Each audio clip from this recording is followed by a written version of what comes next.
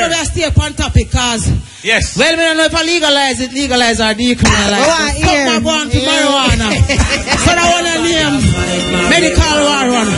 Yes. Babylon, nobody take when me weed. Babylon, nobody fight against me ganja. Ganja afe. Big up every hustler, bigging up every farmer. They ready and now to fly the gate for medical marijuana. Look from when if you legalize, and the wrong plan them a penalize. Check if they want it, they marijuana value more than oil.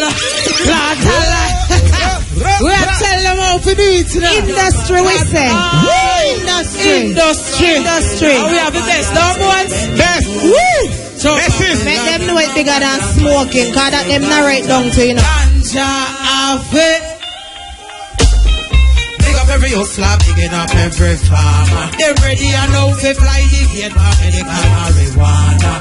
Look for when if you legalize, and the wrong plan them a penalize. Check if they want it, yes, we have Italia. Marijuana value more than oil. Plant a lot, pile it up, it now go spoil. Colorado just have the world a smile. Peter to show a medal. From the days of push, go check the file. Give it to a child with a cold, scholar with a mole. One draw just for the road. And them say one more load, whereas I like clothes. Solomon must feel proud. Give it to a child with a cold, scholar with a mole. One draw just for the road. And them say one more load, whereas I like clothes. Solomon must feel proud. Who them a go on like Ganja for them? When her field did a bundle. Who did see them? How all them tear up the treaty? No food they a make a poor man eat it. Real tribulation, Rasta man dear. We walk with a one nickel split brown here. Herb users subject to mock and cheer. Now the game change. Ganja afe.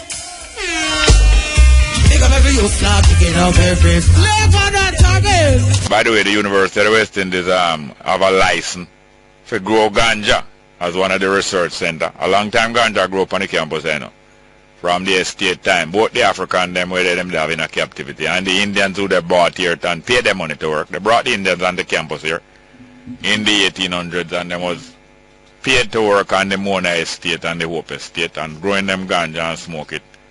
But now the university get it legalized authority for grow ganja. University and UTech. But it will slow down running, so it have nothing to do with the running and athletics program. It's medicinal herb. I think little more the hospital them have to have a stack of ganja, you know, in case this or that patient need a one draw or a couple draws.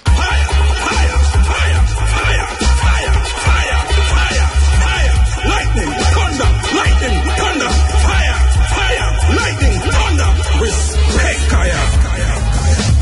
From the voice.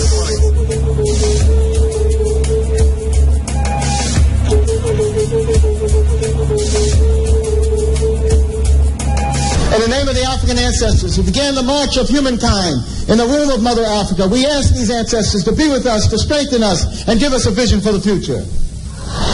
In the name of the African ancestors who began the march of humankind in the womb of Mother Africa and marched down the Nile, laying the foundations for human civilization and culture, we ask these Africans to be with us, to strengthen us, and give us a vision for the future. In the name of these African ancestors who built their pyramids and their temples to their God concepts, to their principles, and to their moral values, who left us a legacy of architectural and monumental building unparalleled in the history of the world, we ask these ancestors who built the pyramids, who built the temples, to be with us, to strengthen us, and give us a vision for the future. We ask these African ancestors who took this African culture and extended it throughout Africa, building the stone cities of Zimbabwe, building the empires of the Sudan, Ghana, Mali, and Songhai, building the Swahili city-states along the east coast of Africa, and in Christian Africa asking King Lalibela and giving him the courage to build the 12 churches of Lalibela from the ground down, monuments to the world. We ask these Africans who spread this culture to the Dogo and to the Akan and to the Yoruba and to the Bankango and to the Zulu. We ask these Africans to be with us, to strengthen us, and give us a vision for the future. In the name of the Africans who opened up Africa opened up the Nile Valley to other cultures and other peoples, and they came in and nurtured themselves on the African greatness. First coming in early with the ancient Hebrews, and they synthesized this culture and produced Judaism. Later coming in were the Christians, and they synthesized this culture and produced Christianity. Coming in were also the Greeks, who took the African culture, synthesized it, and produced Greek civilization. And then later, the Prophet Muhammad, and with the Arabs coming into the Nile Valley, they synthesized the culture and produced Islam. We ask these African ancestors, who as part of their legacy laid the foundations for Judaism, Christianity, Islam, and Greek civilization, to be with us, to strengthen us, and give us a vision for the future. We ask those African ancestors pulled out of Africa, taken to the hells of North America, South America, the Caribbean, maintaining the spirit of African humanity in their hearts and in their minds, and who left us this enormous legacy of struggle. We ask those Africans who resisted enslavement in the villages of Africa, who resisted enslavement in the shores of Africa, who resisted enslavement in those forts and dungeons, who resisted enslavement in the holds of those ships, who resisted enslavement when they arrived on these shores in the New World. We ask these Africans who ran into the highlands of northeast Brazil and established for 100 years the first free republic in the Americas, the Republic of Palmares, and their last great leader, Zumbi, who spirit and sacrifice. We ask these Africans who replicated the Brazilian experience and went into the highlands of Jamaica and became the Maroon free communities. We ask these Africans who went into the backwoods of the Guyanas and Suriname and created free republic of the Suramaka and the Ajuka. We ask these Africans who went into the backwoods of Georgia and the swamps of Florida and moved with the Seminole Indians and resisted oppression. We ask these Africans who left us a legacy of struggle and resistance, the likes of which no one in the world has, to be with us, to strengthen us, and give us a vision for the future.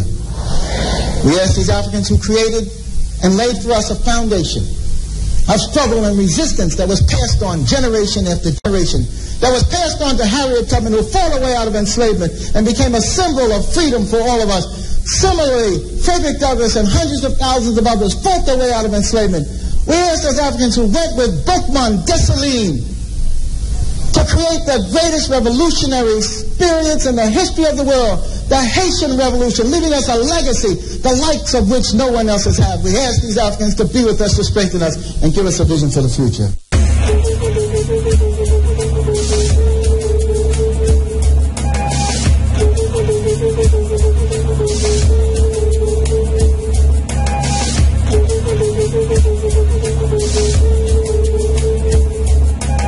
Uncle Johnson-Eb, Uncle Johnson-Eb. Life, prosperity, health.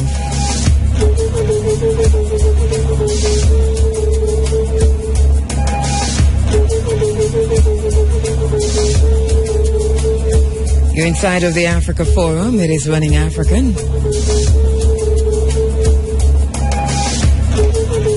Reuniting the African family for development. That's a vision.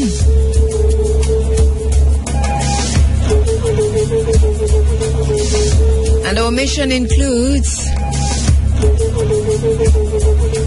blazing new paths towards Africa's rendezvous with destiny, bearing witness, demanding change, being part of the change we want to see, crafting an African-centered agenda for change and development. Over time, honoring my moral obligation to remember and to remember and to rememory.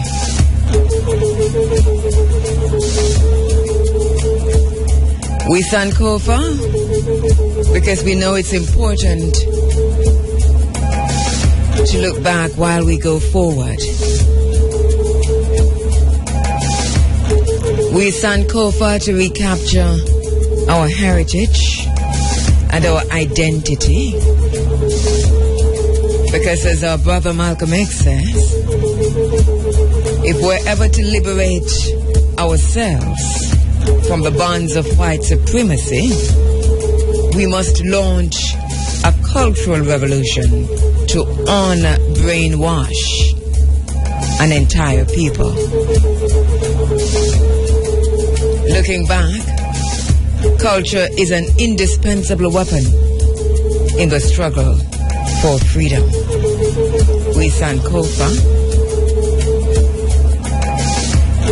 Looking back to go forward.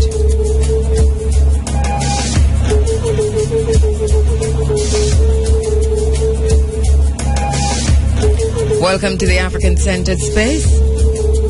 Welcome to the Pan-African space.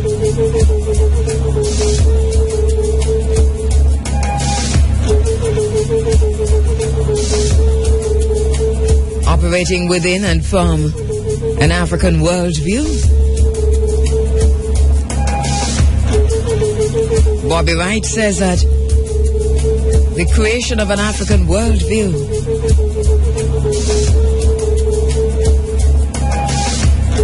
the reintegration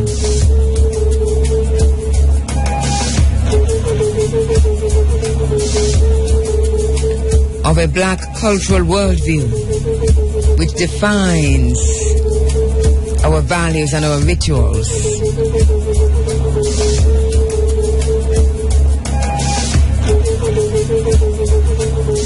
Through the acceptance of African spirituality is critical. Developing a black social theory is critical.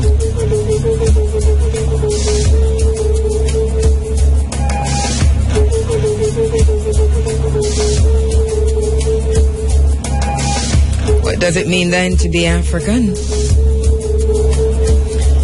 Do we find ourselves asking ourselves in our reflective moments what it means to be African?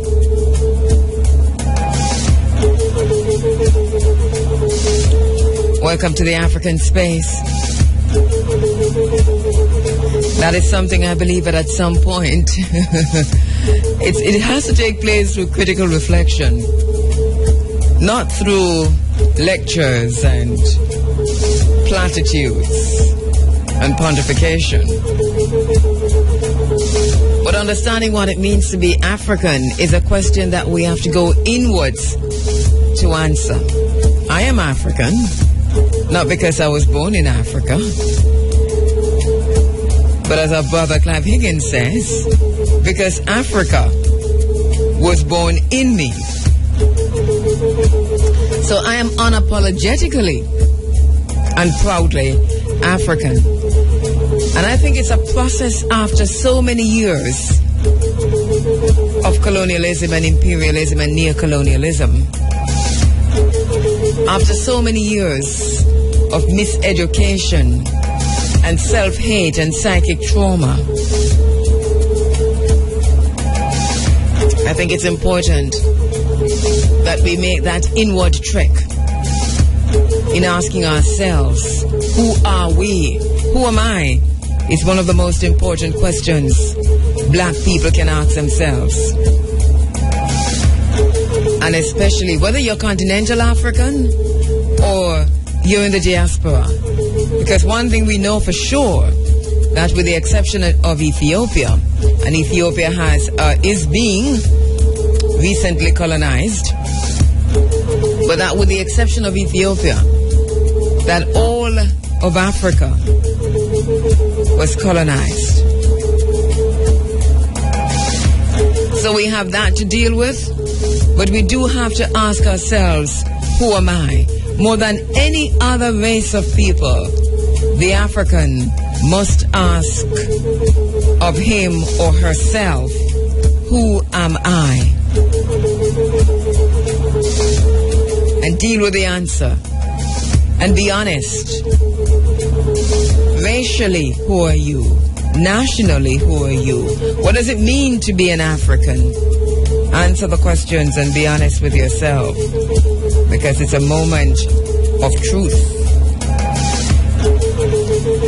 Mwalimu Marcus Messiah Garvey reminds us to always try to look beyond the present by calling upon our past experiences when we're looking at the future. What past experiences do we as Africans call upon? Spending too much time calling upon the past experiences of slavery, are we? So in that regard, we know not much of who we are.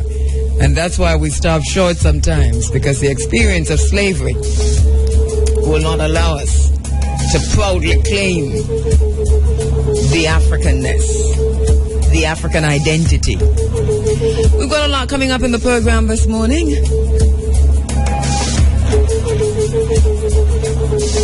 Going to be telling you all about that right after this. Once again, Uncle Jar Sanab, life, prosperity, health.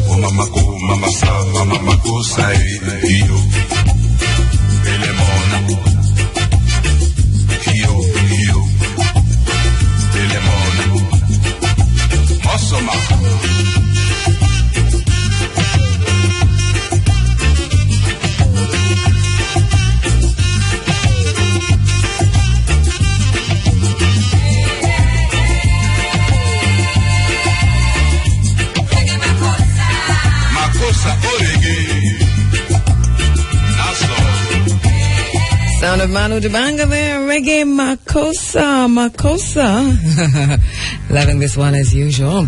Just on a historical note, this is the first song, continental African song, that was played on Ira FM. Ira FM started broadcasting in 1990.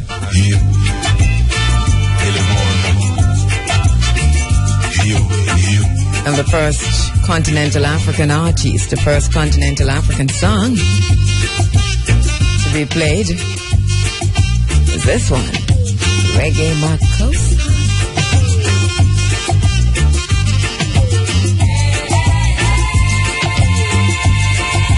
All right, so as we told you, we've got an interesting program lined up for you inside of the Africa Forum this morning.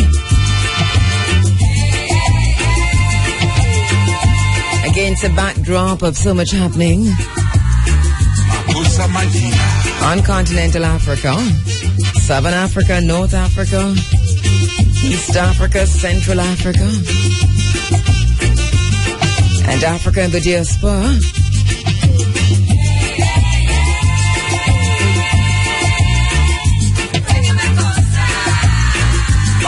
In focus this morning.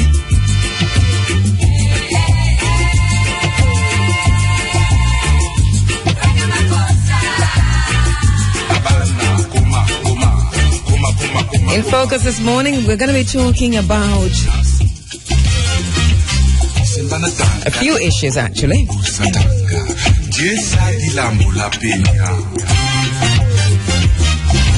But in focus is the fact sheet setting out the main changes to the amendments to the Dangerous Drug Act, which came into effect at midnight. Was that on April 14? And at 9:05 or thereabouts this morning, the Justice Minister Mark Goldyn joins me on the phone lines for further delineation of the new Ganja law, as it is affectionately called. You know, interestingly enough, we had offered to the Justice Minister, we'd cancelled the entire program for this morning, and had offered the entire, 3 hours of this 4-hour program to the Justice Minister. We had invited him to come into the studio, and it would not have been an interview. It really would have been a question and answer session, because I heard him in an interview on Area FM and across Area FM and across the media, actually, talking about how important the public education is going to be as we begin to operationalize the amendments to the Dangerous Drug Act, which came into effect just a few days ago. So I'd offered him 3 hours, 7 to 10, to just come into the studio and allow you to ask him the questions that are on your minds. Part of a public education process, because that is IRFM's thrust. Public education through community development. But he declined. He said instead he would be on the phone lines. We wanted him a little bit earlier, but he is only able to do it at 9:05 or thereabouts. So the Justice Minister is expected to join me at 9:05 this morning. And I'll ask the question. But one of the things that I'm going to ask you to do is to send me your questions. Send me the questions you want asked. We don't have a lot of time with the Justice Minister, but send me your questions regarding the amendments to the Dangerous Drugs Act. And you can do that in a few places. One, you can do that on Twitter. If you're on the social media, let me start there. You can send me those questions through Twitter at Kabuma at Kheru. At Kabuma at Kheru. That's KABUMAAT. That's KABUMAATKHERU. At Kabuma at Kheru. That's Twitter. So if you search for the Africa Forum on Twitter, you'll also find at Kabuma at Kheru. Or you can send me questions on Facebook. So I'm on Facebook. We're two places on Facebook. I prefer, though, if you're going to be sending the questions this morning, that you send the questions to Kabuma at Kheru. Kabuma at Kheru on Facebook. We're also on Facebook, the IRFM Forum, Running African. All right, we're also there, but I really do prefer if you send it to Kabuma at Kheru on Facebook. The only reason for that is that this morning in particular, it will be easier for me to access that platform. Also, you can send me an email, and a lot of persons have been asking me about the change in the email address. We're still using for now the email address andrea.williams@irfm.net. That's andrea.williams@irfm.net. Or let's go to the telephones. We won't be taking the text questions. I'm so sorry. Or we probably can. It's a little bit harder to manipulate, but all right, I'll give you the text line in a little while. We can take the questions here also. All right, but you can call us and give your questions to my broadcast assistant or to our telephone operator. So Shamara Preston is my broadcast assistant, and our telephone operator this morning on the desk will also be able to take your questions. That's Tracy, I think. Tracy. So the numbers are 974-5079, 974-5051, 974-5043. Those are the numbers to call. And we'll give you a text line shortly. We're not taking your questions live. Call in, give us your questions, and we'll ensure that in the few minutes that we have with the Justice Minister, that we'll be able to pose those questions to him. And hopefully, sometime soon, you'll accept our invitation to come in the studio, and we just open the phone lines and have you ask your questions from all across Jamaica, if not all across the world. That is regarding the new Ganja law, right? As I said this morning, that's what we have in focus. We're going to be going through the fact sheet, setting out the main changes before we speak with the Justice Minister, so we'll go through that. All right, so the text line, which you'll have to monitor, please, Shamara, is 390-9863, 390-9863, 390-9863. All right, so as I was saying that we're going to be going through the fact sheet. The fact sheet is published, and I know that there's still a lot of questions. But first, Justice Minister Senator Mark Goldyn has been talking about the new Ganja law. He says the government is aiming to create an inclusive framework for the operation of the medical marijuana industry. And the minister said the system will be designed in a way to allow for small farmers to operate within a lawful industry. He was speaking to the Jamaica Observer. He says, we don't want a design which is going to be prohibitive in terms of its requirements that would exclude especially small farmers from participating. This is where we think that there will be tremendous economic benefits. Senator Goldyn was addressing the Rotary Club of Kingston's luncheon, not the Jamaica Observer, but this was reported in the Jamaica Observer. So he was addressing the Rotary Club of Kingston's luncheon held on Thursday at the Jamaica Pegasus Hotel in Kingston. The Dangerous Drugs Amendment Act 2015, which has been passed into law and became effective on Wednesday, provides for the creation of a cannabis licensing authority, which will be responsible for developing the regulations governing the medical marijuana industry. Senator Goldyn informed that the law also contemplates the export of medicinal products to be derived from the marijuana industry. He said not the raw plant itself, rather, or other things derived from the plant, such as oils or lotions, whatever it might be.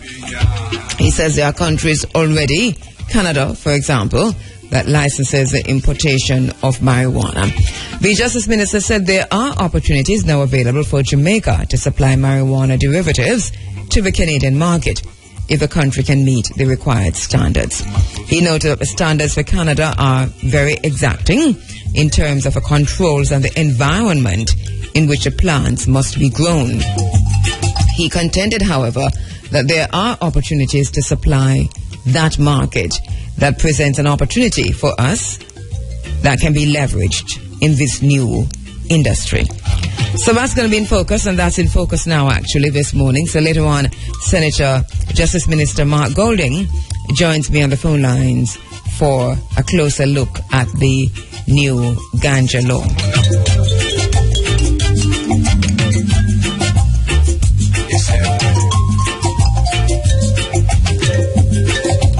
Also, we're going to be going through the fact sheet that has been published by the Ministry of Justice also. It's available in the media, in the press, and we started going through it last week.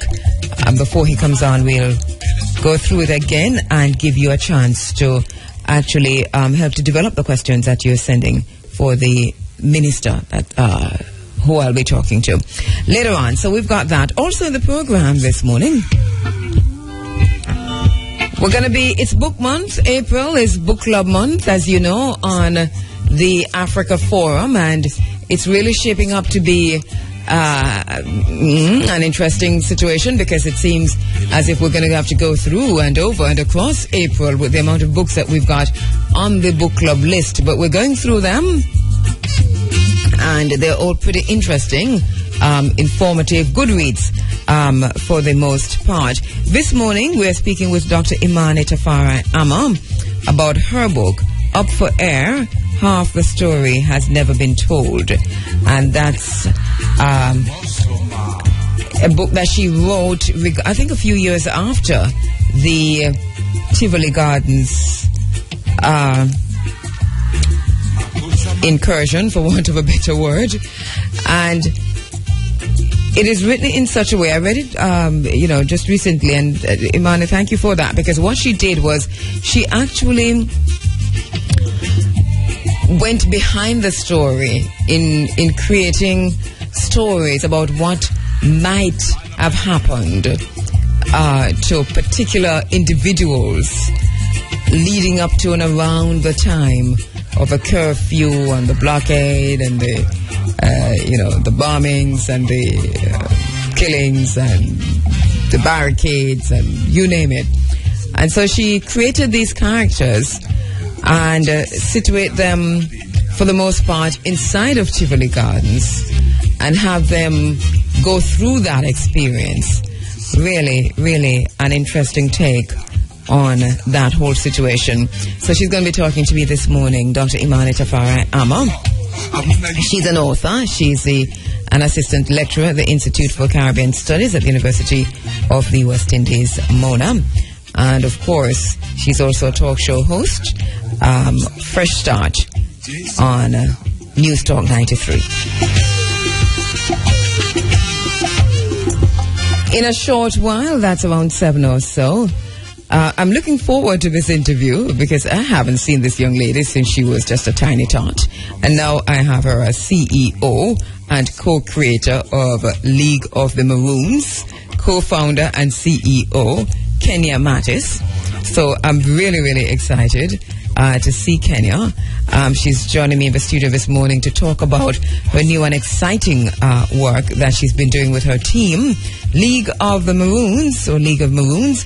And Kenya Mattis will be joining me along with Rashawn Basie Clark, Director of Listen Me Caribbean. Going to be talking about League of Maroons this morning in this program.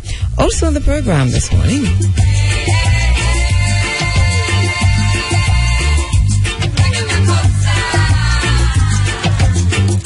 Principal of the Belmont Academy, Mr. Rayon Simpson, yes, will be joining me on the phone lines to talk about the upcoming May 15 identified and named as National Child Month here in Jamaica. And Rayon Campbell will join me to talk about the plans that are underway to mark that day in Westmoreland, in the West. It will be a national event. All right, so we'll get the backstory to that and the background to that and give you all that information in a little while. But Mr. Rayon Simpson will be joining me live on the phone lines this morning from Westmoreland. Local and international headlines coming your way at 8:45.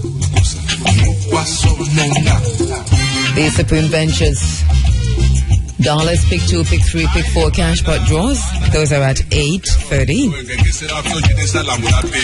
I from Sunday Sports Diary coming your way at 8:45, right after news. In the bottom line this morning,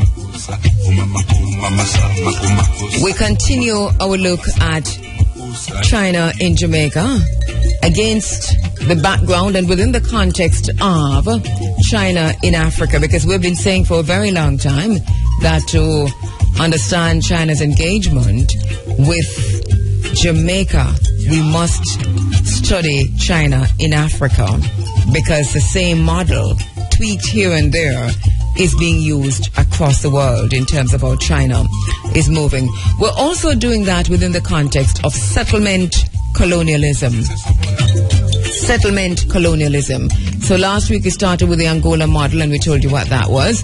And we told you about this week we're going to be picking up who are the different groups of Chinese who have made it to Africa, who now inhabit Africa, and how are they doing so? How are they interacting with the society? Who are they? So we break them down this morning in the bottom line and also do that within the context of settlement colonialism. It is a term that we want to get familiar with because a lot of us, when we talk about the days of Chief Tachi and the days of Queen Nani and the days of Wanda Sarahs, we pull from history and our genetic makeup, our genetic memory allows us to tap into exactly what that situation was.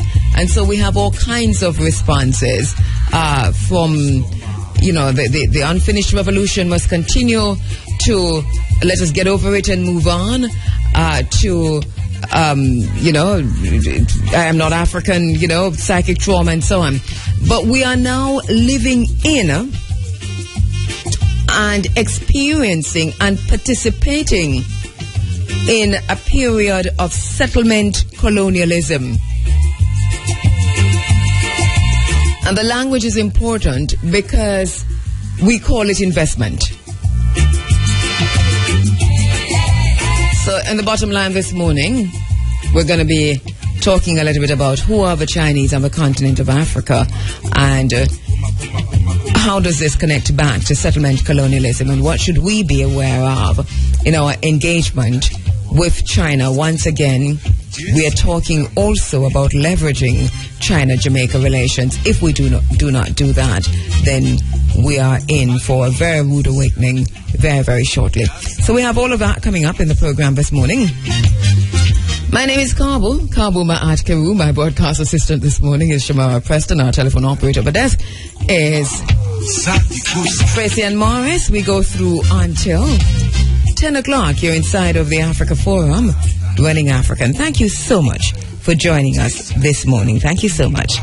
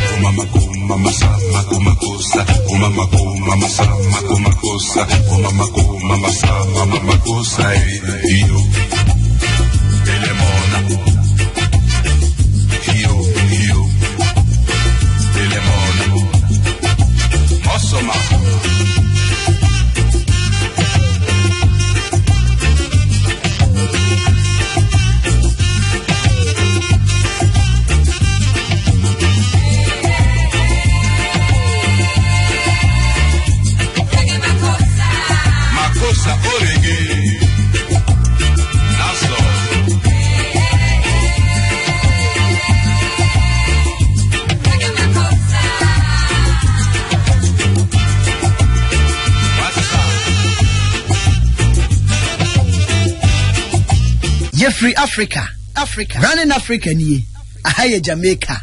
So what take kaka say boso kadia ewo Ire FM.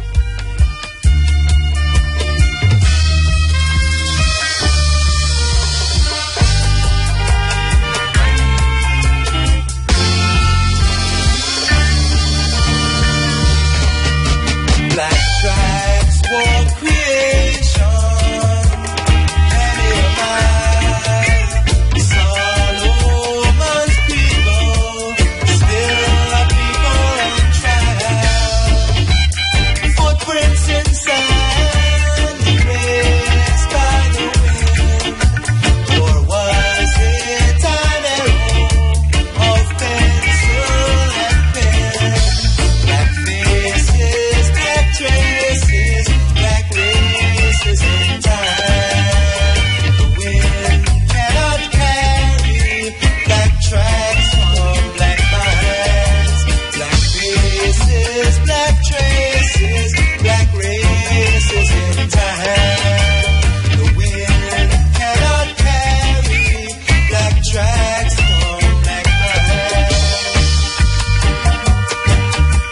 Happening now.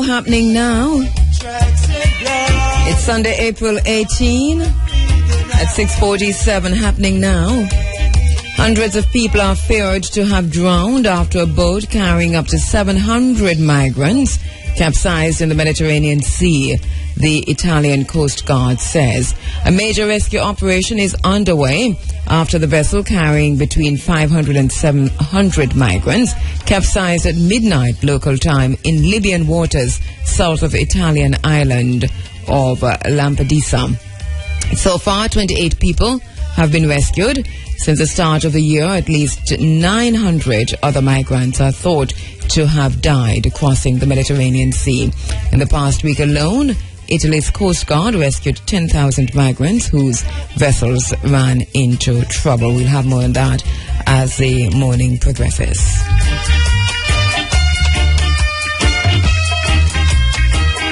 Happening now.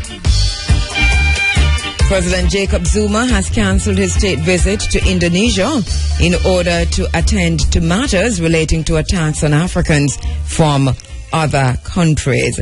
President Zuma was due to leave for Indonesia last evening for a state visit and to attend the Africa-Asia Summit and also the commemoration of the 1955 Bandung Summit, which brought together Africa and Asia to push forward the struggle for liberation and self-determination.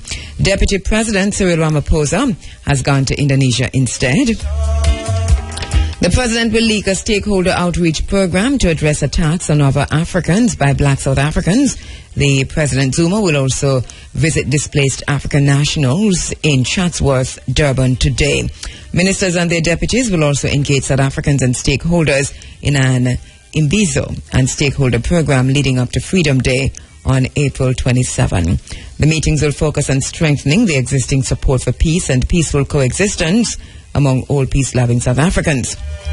At the same time, President Zuma is expected to listen to concerns being raised by communities. Interesting situation. President Jacob Zuma has condemned the attacks on African nationals and urged the police to continue working around the clock to protect communities and bring perpetrators to book. The president has thanked the South African public and the media for coming out against xenophobia and the attacks on African nationals in various parts of the country in many campaigns. He also thanked the international community, including the Africa Union and the United Nations, for support during this difficult period in the country. He says, and I quote, "We reiterate our message that there can be no justification for the attacks on African," he said foreign nationals, but we're saying African nationals because that's who are being attacked. These attacks, he says, go against everything we believe in. The majority of South Africans love peace and good relations with their brothers and sisters in the continent. He says that South Africa will engage stakeholders next week as they all need leaders to work together to bring the situation to normality. Working together, he says, we'll be able to overcome this challenge. In the meantime, the South African Embassy to the Federal Democratic Republic of Ethiopia has extended its condolences to the families of all those who have lost their lives due to violent attacks directed against African nationals in South Africa. The embassy has also wished the injured a speedy recovery. During the past week, the embassy says, we've witnessed shocking and unacceptable incidents of violence directed at African nationals in some parts of KwaZulu-Natal, which have now spread to some parts of Gauteng. Similar incidents had taken place in Soweto in January. The embassy said in a statement, and I quote, "We condemn the violence in the strongest possible terms. The attacks violate all the values that South Africa embodies, especially the respect for human life, human rights, human dignity, and Ubuntu." The embassy said South Africa will continue to play its role and fulfill its responsibilities and obligations as a member of the Africa Union family. It urged for the responsible use of social media during this difficult time and said, "We wish to also urge those who use social media to refrain from fanning the flames of violence on Facebook, Twitter, and other platforms. We all have a responsibility to promote social cohesion, peaceful coexistence, and good relations on the continent. A really sad situation unfolding in South Africa. Zenzeniwa is a question that I'm quite sure that the Zimbabweans and the Mozambicans and the Ethiopians are asking in South Africa this morning. We can't underestimate the legacies of colonialism. A most shameful act we're witnessing in South Africa. Hundreds of Africans from Zimbabwe, from Malawi, from Mozambique have to be rescued from violent attacks carried out by their South African brothers. Despite high levels of unemployment, up to 25%, from the perspective of the African worldview, such xenophobia is repulsive and it is unacceptable.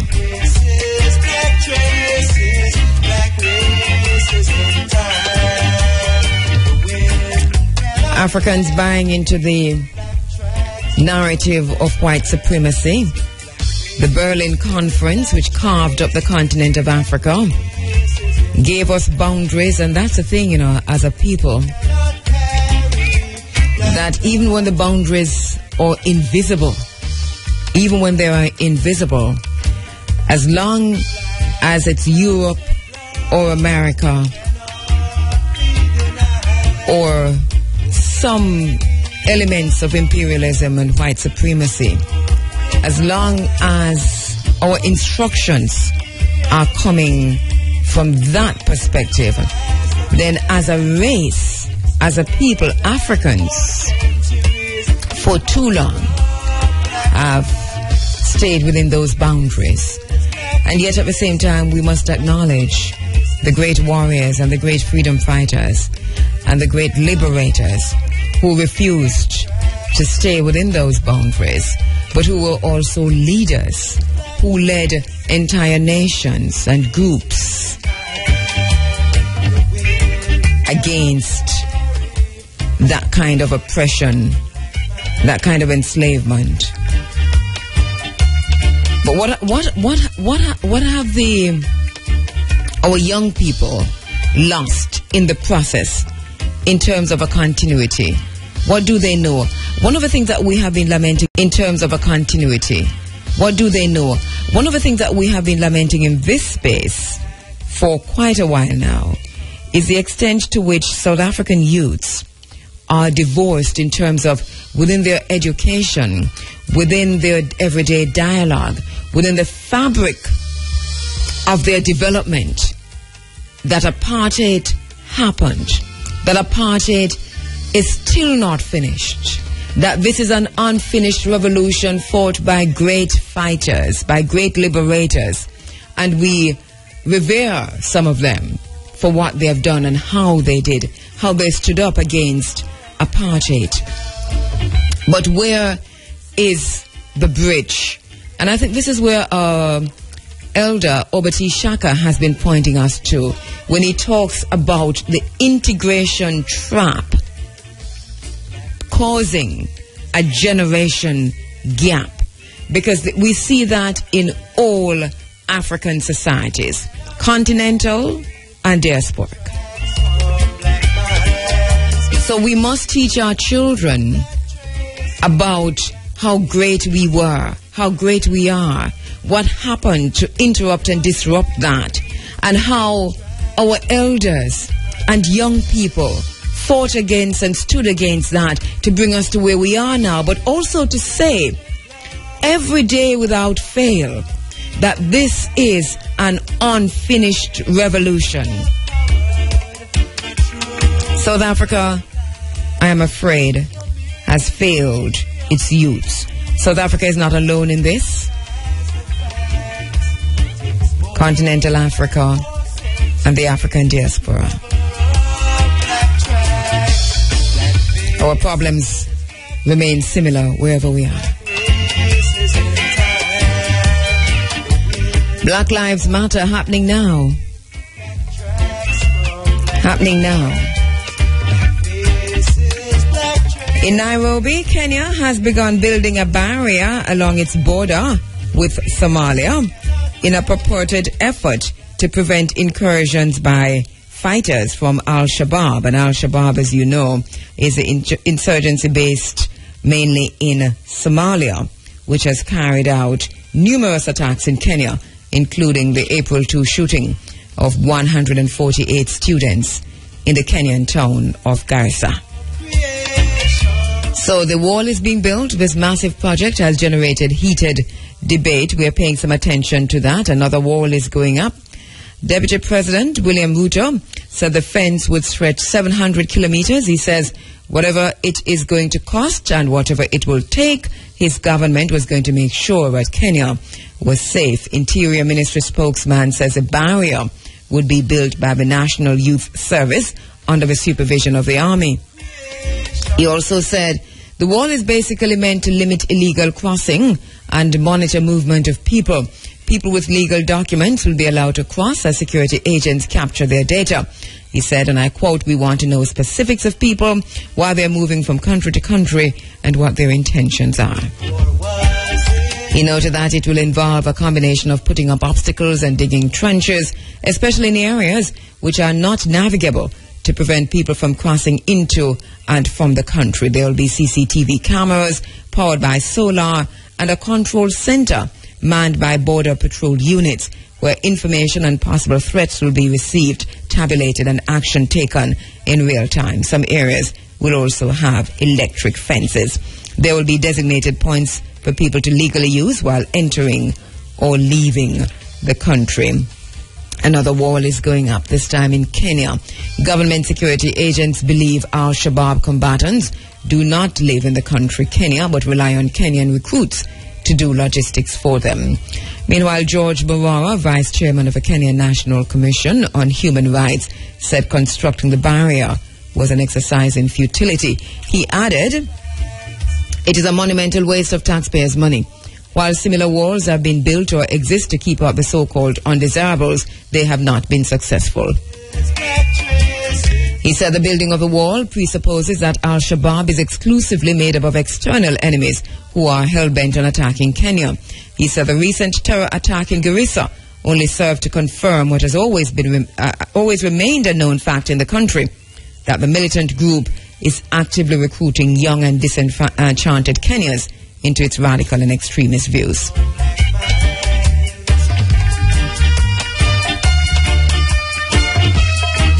Happening now, U.S. President Barack Obama, the White House has announced that Mr. Obama is to visit Kenya in July, and that might account for the wall that's going up. Now it says President Obama will attend the GES 2015 in Kenya to start the spark for entrepreneurs in Africa and the world. The White House National Security Office announced on Twitter the president's trip will build on success of last year's historic U.S.-Africa Summit and advance economic security and good governance agenda.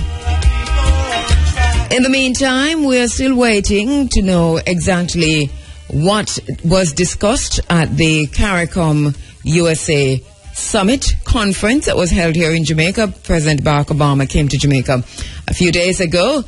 He met with the heads of CARICOM here in Jamaica, among a whole lot of other stuff. But we still don't know exactly what was discussed. Last week we heard from CARICOM. They said that they'll soon publish that information, but we have not yet seen it. If you have seen it, let me know.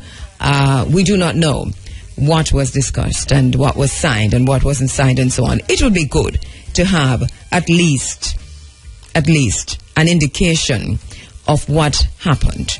What happened? I think that we are entitled to that information, and it should be forthcoming soon.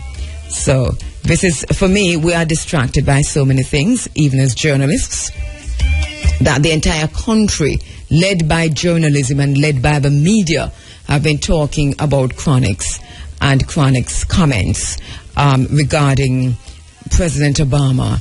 And there's yet so much more. We do not know what these heads of government discussed. The meeting was about security. That they told us that the Caribbean Basin Security Initiative, transnational drug trade, etc., etc. They told us that the meeting was going to be a meeting on the agenda, topping the agenda would be security. That's our security. So we need to at least have an idea of their MOUs that have been signed, how they affect us and will affect us later on, who's listening in and what are they listening for, and what does all of this mean in the grand scheme of things for our sovereignty. We must know. We're totally distracted. And the distraction, it's like smoke and mirrors again. You know, how did we become so distracted that as journalists, we're not asking questions about this earth-shattering, this critical summit, this critical conference? Do you think the President of the United States is going to get up and just come to Jamaica to go to the Bob Marley Museum? Do you think that was the reason why he was here? And you know, my girlfriend has been asking the question, and I think it's a very good question, that when he went to the Bob Marley Museum, how come? I mean, somebody knew, because we know that by now, but isn't it not strange that there wasn't one member of the Marley family that was at the Bob Marley Museum to greet the President Obama when he came? Think about it. We'll come back to that later on. But yes, so we still need to know that. All right, there's much more happening on the continent, happening now. We'll have some of that later on in the program. In the meantime, Black Lives Matter. Black Lives Matter.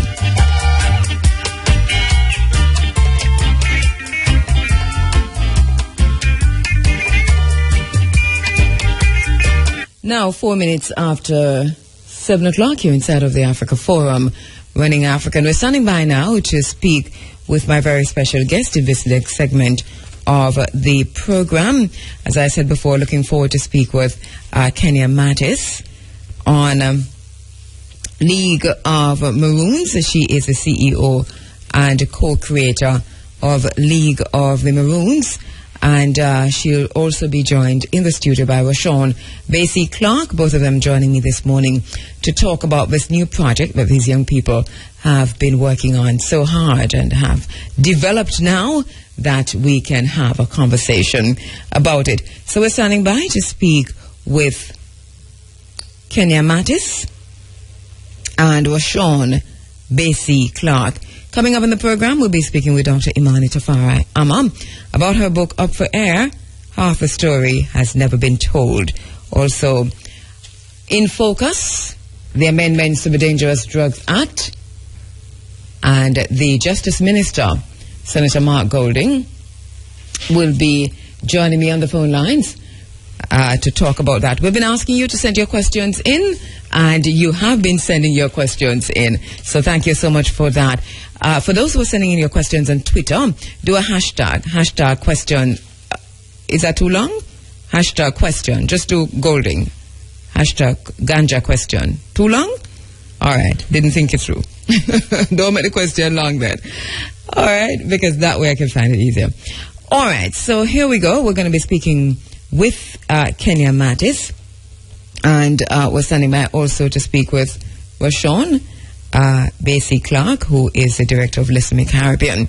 As I said before, Kenya is CEO and co-creator of League of the Maroons, and is definitely no stranger to IRI FM, but in a way, she is stranger to IRI FM. Good morning, Kenya. How are you doing? Good morning. I'm great. I'm so happy to be here. And I'm so happy to see you. I know. You don't even remember. I'm sure you don't. You see me and you're like, right, okay. No, let me I'm remembering something, but I'm not quite sure. Yes. Yes, go ahead, Kenya. Your voice. Forget the voice.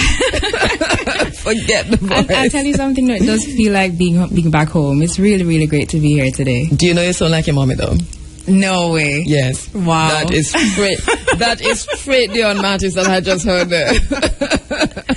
Well, I give thanks. I give so much thanks. Let me know for people who remember and listen to Dion Mattis for so long on IRI in the mornings. Here she there. All right, Kenya, thank you so much for joining. Thanks and for having me. Good to see you. How old are you? Let's let's not 12? Let's not get into details, but I feel like I'm still 19. I'll tell you that much. Okay, all right. Right, you don't reach 20 yet, quite, don't you? I'm on my way to a little past that now. A little past that, wow. No, I had to ask because, you know, you are what we call an IRFM baby. Yes. You literally grew up here. I did. You know, so I did. Good to see you. And when I saw the work that you're doing, I thought, wow. You know, kudos to you. Congratulations. Great work. Thank you. Tell me much. a little bit about what has happened to you since we last saw you when you were 3 years old. Okay, so quite a bit. I've been developing quite a few things creatively and business wise. A couple of things that were landmarks in my life since leaving here at 3. As you put it, is that I had gone to university. I'd also gone to Costa Rica, studied my MBA there in marketing and business, and I did it in Spanish. So it was definitely something that opened my eyes to a whole other region of the world and just how famous we are. I mean, I was a celebrity just for being there and for being Jamaican. Yes. And coming back home, I just decided, you know, why not try to do something that would help to further put our culture on the map. So our music is extremely popular, but maybe there are other stories as well that we could be telling. Yes, and I think you're doing a brilliant job. Thank you. At this. So you did your MBA in Spanish? I did. I studied marketing, but the classes were in Spanish, and that was a very interesting experience. I'm sure. Did you know the language before you went to Costa Rica? Yes, I had always loved Spanish. Yes, even when I was here. So I was watching Spanish TV, reading articles, and Congratulations, my darling. You're doing very, very well, and your mother must be very proud of you. I'm sorry to keep going back to that. So let's go to you now, because you've achieved quite a lot in terms of looking at what you want. You didn't just go straight into your own business, but you've always been thinking about this. Where did you start? When you came back, what did you do? Well, when I came back, I was more deeply involved in marketing and interestingly enough, the production of ads, commercials, and media. So I will say that I definitely leaned on the spirit of what my mother had been doing, and I give her so much respect, and I honor her for training me in being able to allow myself to express myself and to feel comfortable doing so. And one thing that she had always instilled in me is that you should definitely go for what it is that you want to achieve and not be inhibited by what others may think or say. So we had been doing various things in terms of actually training in voiceover. That's for the voiceover takeover workshop series and boot camps that we've been having in partnership with Carmack. And I had been producing ads, commercials, and various media activities, such as even animations. But then we decided, let's try to create our own product, our own story. And who are we? We are Listen Me Caribbean. We started a couple of years ago. A business partner of mine, Donald Icon Meadow, Eugene Folks, and Basie, who is not with us just now, but he should. But should be here, hopefully before the interview is finished. Yes. Good morning to everyone wherever you are. And we had decided that we wanted to always create original content to empower and open minds. So, all right. I was particularly impressed with the just the title of League of Maroons. I didn't care what it was. It was like, all right, this is a good marketing strategy. It's not just marketing. I know, but for me it was. It hit me that way. It's like, okay, all right, what in heaven's name is this now? Young Warriors, League of Maroons. Exactly. That's exactly where I went. Yes. I went the right place? You were exactly correct. I grew up with that title in school, and that was definitely one of the stories that had a huge impact on me, because I found it to be an exciting story that was about people like me, people that, I could share a history with, or that I could identify with. And you're actually from Portland. Well, your mother is. My mom is from Portland, yes. But I didn't know. She had never identified as Maroon. Well, and that is not to say that we think Maroon is different from African, It's just that, in Jamaica people do. Exactly. Right? And I'll tell you something else that I have discovered in my old age. So, my grandfather, since I started this project, actually, no, it was just before, my grandfather said, but we have Maroon blood, I have I said, what? you are a Maroon descendant. And that opened my eyes to the fact that there are so many persons who are of Maroon descent who you may not necessarily think are by virtue of how they, because our history is so it's mixed up, you know. It is what it is, and in Jamaica we tend, and I know that there's this thing where we differentiate between Maroon. Maroon is not a race, right? You know, right? And we're still Maroons. We're still fighting against the system, man. But so League of Maroons is what exactly now? Explain that. Okay, so League of Maroons is a story. It's a comic book series. It's currently available on mobile devices, so you can download it from Google Play, the Play Store, or the App Store. That's Apple Store, or on Amazon. So what it is, it's a digital comic. It's the first of its kind in that it tells the story of 4 children who are Jamaican in present day times who just found out at the age of 13 that they were actually Maroon descendants. And with that came superpowers. And so they started to encounter these traditional characters that we all grew up with and heard of, but you don't really hear about in stories like, you know, now, like Rolling Calf and Old Hag and Three-Legged Horse. So you brought back all those? We brought them all back. It's all here. Congratulations. It's all there in League of Maroons. So it's actually a story that is an app, but what it also incorporates is culture, history, actual historical fact, and the traditional characters that are in Anansi type of stories or other types of stories, but we wanted to do it in a modern fashion that you could identify with. If you like to watch Avatar on TV or Naruto or those types of cartoons, this could appeal to 8 to 13-year-olds who are in that adventure type of they like adventure stories, but it's learning through adventure because you're also learning a lot about our culture.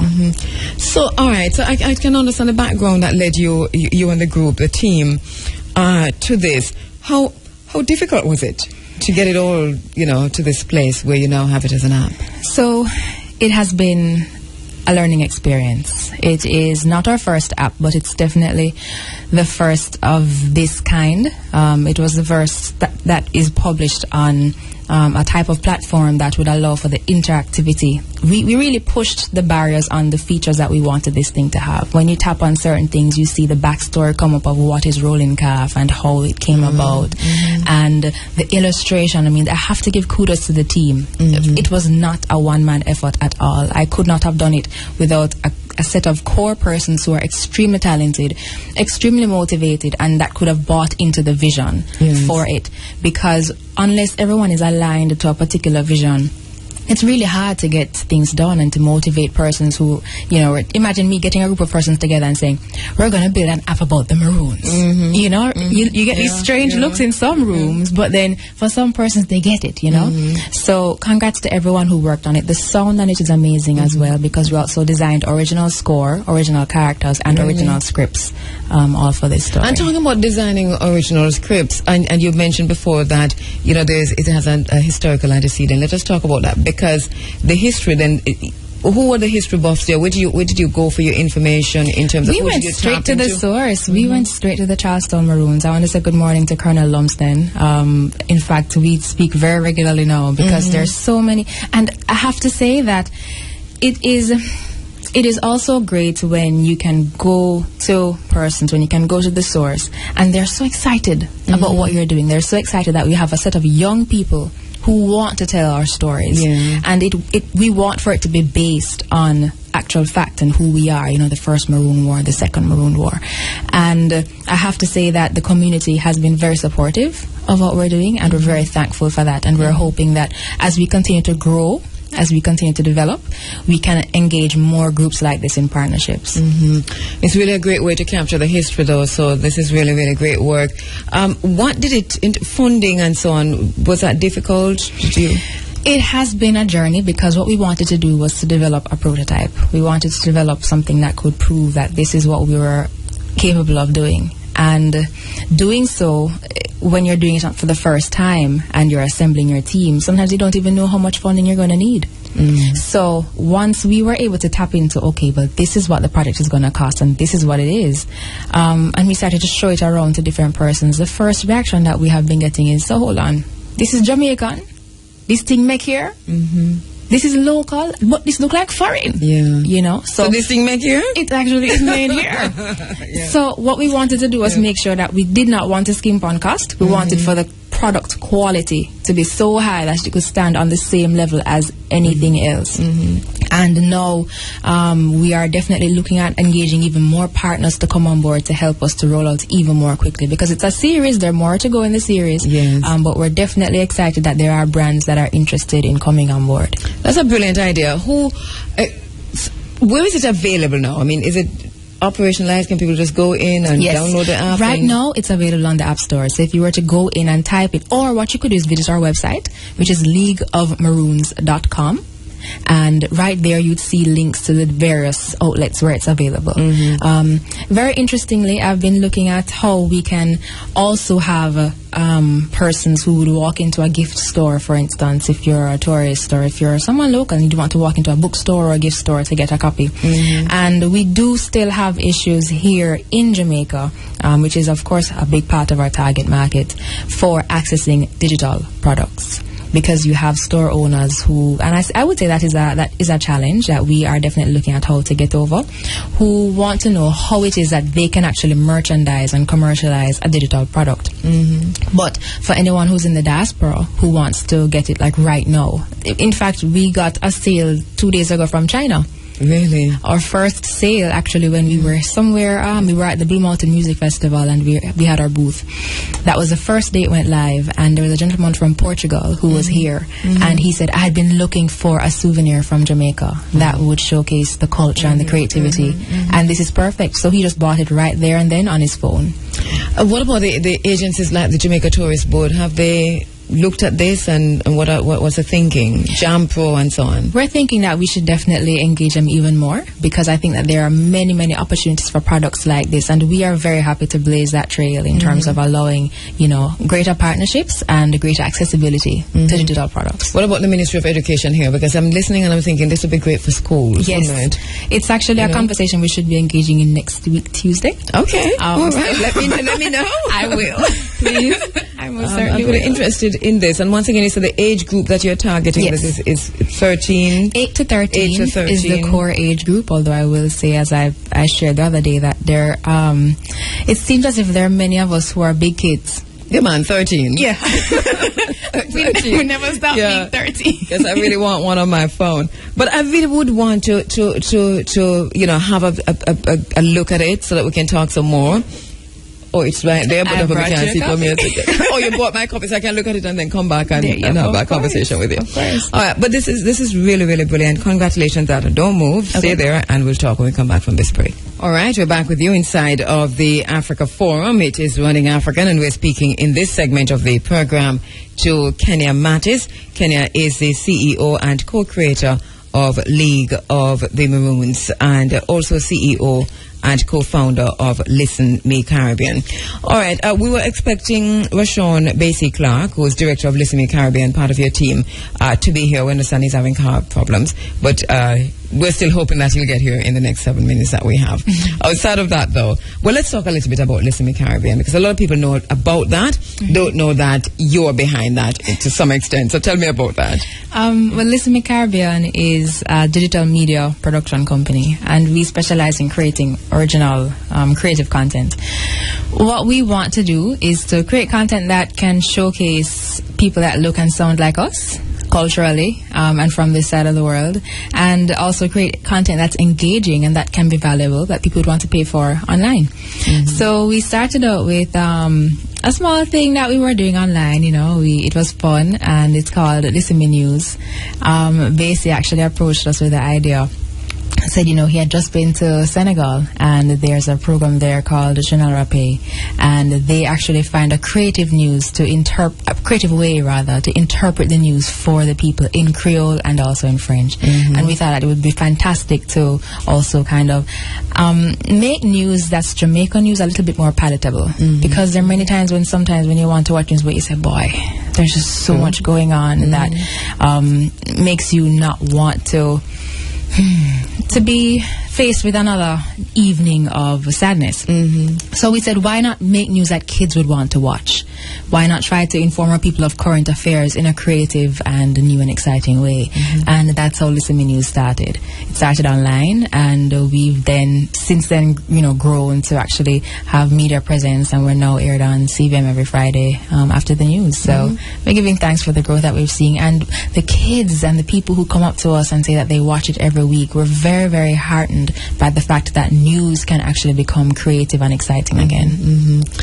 Congratulations again, Kenya. Great work. Really, I am so proud of you, as if you were my own. And thank you so much. I'm in meetings. We were talking with a meeting recently, and we were talking about commitment. Yes. To media, and when people are really committed to media, what they do, how they present, and we talked about Dion and her children. Wow. No, because she was here every morning. Yes. Like a bit before 6, and sometimes the 2 baby girls. Oh boy, are here with her. I'm an Arab baby. And I thought, and we were saying this is that kind of a commitment, to media, and commitment to your career, to your profession, to your skill, that really made her the kind of a presenter that she was. And we see you taking it to the next level, because she was in the analog age, right? And here you are now, and she conquered that, really. Yes. And you are now setting out to conquer the digital age, and I think it's brilliant. Thank you so much. Great work. I want to hear some more about what's happening with the League of Maroons, so we'll talk about that some more. Yes. And we'll try and ensure that whatever we can do, we'll do right here at Irie. I just want to thank everyone who has been supportive of it. I would definitely encourage more and more persons to tell other persons in the diaspora about the story. I was at a book festival, just to let you know, and there were persons who were buying books to ship them up just because their family overseas wanted to make sure that their children were still connected to our culture. And so we wanted to position this as a digital way that's easily accessible, that wherever you are in the world right now, you can still hear a good Caribbean and Jamaican stories. And we have quite a few people listening now at Air.4.19.15. We see them on the social media, so please tell them how they can get this. Maroons.com. If you go there, then you can see where we are on the Google Play Store, on the Apple App Store, and also on the Amazon App Store. So you can actually get it today on your phone or on your tablet for just $3.50 US. And with that, whenever we have more updates and we have other stores rolling out, you'll also get a notification, so you'll be kept in touch in the series. All right. And if you want to contact us, you can write me at WRITEMI, WRITEMI, at listenme, that's LESTENMI.com. You see that? That's Dion's daughter now. That's okay, because you can't believe, right? I know. Yeah, it's Natalie doing this. She knew you when you were knee-high to gross up. All right, thank you so much, Kenya. Thank you. What good. And we'll hear much more about this, I'm quite sure. I'll keep you posted. Thank you so much. All right. Now, 7:28, you're inside of the Africa Forum. It is Running African. We're going through until 10 o'clock this morning. Still to come in the program, we'll be speaking with Justice Minister, Senator Goldyn. Ansa ni yabawo busunyu kukuduru fo amana baba ye mema sem no ne wodo so ntim jakariye konya Irie FM so ye hye Running Africa ye ne yakro no Africa had great kings and queens you should know. Search your history, it will show. If you know not from whence you came, you are doomed to live in shame. Great kings of Africa, rulers all about. They were mighty, brave and strong. So everybody is dying in Africa. Yes, I eat in Africa. Oh, yeah, in Africa. Yes, I eat in Africa. Oh, yeah. Now let no one fool you. Great was Shaka Zulu. The British Army never did see such a fierce warrior as he. In Africa. Yes, I eat in Africa. Yes, I eat in Africa. Yeah. Afonso of the Congo region adopted for his people the Christian religion, never bowing to what was paid. Unite his people against the slave trade. In Africa. Yes, I eat in Africa. Yeah. In Africa. Yes, I eat in Africa.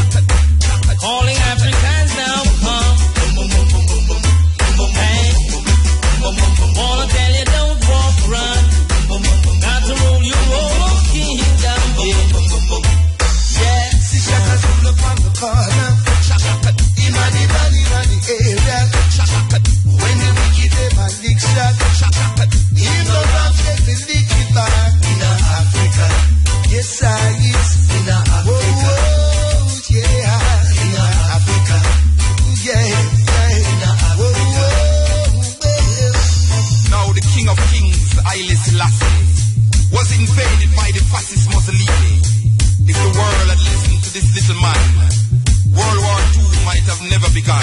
In Africa, yes it's in Africa, yeah. In Africa, yes it's in Africa, yeah. Yes, Africa had great kings and queens, you should know. Search your history, it will show. If you know not from whence you came, you are doomed to live in shame. Yes, it's in Africa. Yes, in Africa.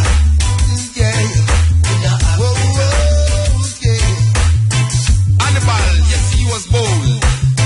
Took his army of elephants through the cold. Through the Alps, his army came, confounding enemies, putting them to shame. In Africa.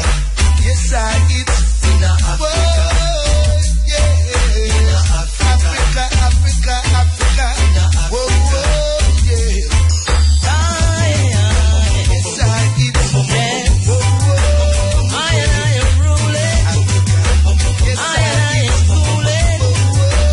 Do you get my meaning? Shaka, boom, boom, boom, boom, boom, boom, shaka, boom, boom, boom, boom, boom, boom, shaka, boom, boom, boom, boom, boom, boom, shaka. In Africa, boom, boom, boom, boom, boom, boom, shaka, boom, boom, boom, boom, shaka.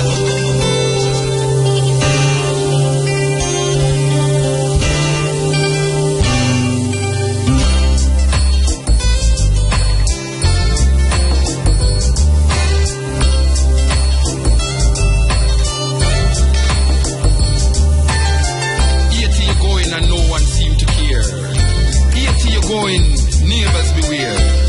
The poverty and death that haunts every day. The boat that leaves to the USA. You're paying for the Africanness you still keep. You're paying, bookman is not asleep. You gave us 80 the strength to fight. Black people in the Caribbean, I say unite. Break the chains that keep us apart. 80 suffers because it made us start. 80, you have the will. 80, Africa calls you still.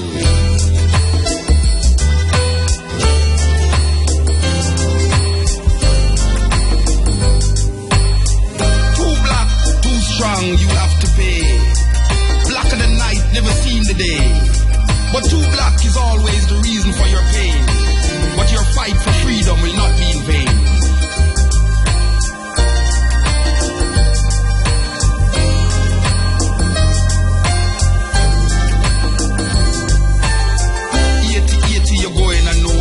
Here.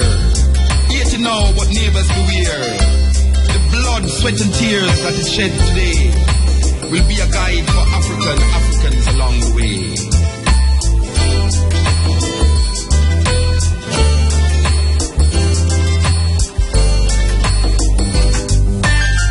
Cuba beware. Jamaica beware. Trinidad beware. Grenada beware. Caribbean, beware. Care no fear. Caribbean, beware. Break the chains that keep us apart. 80 suffers because it made us start. But too black is no reason for pain. The blood for freedom will always stain.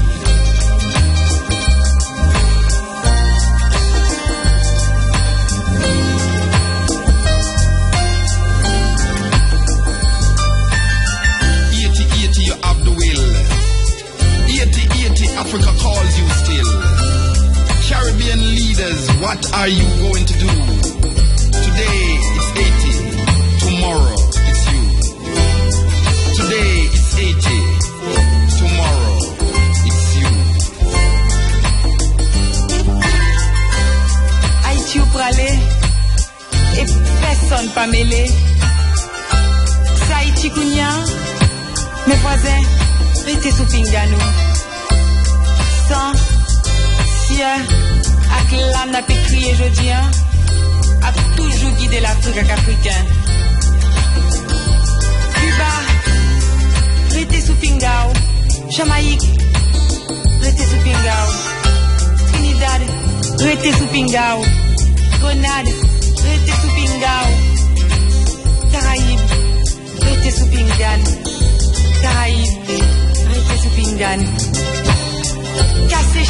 peut séparer nous.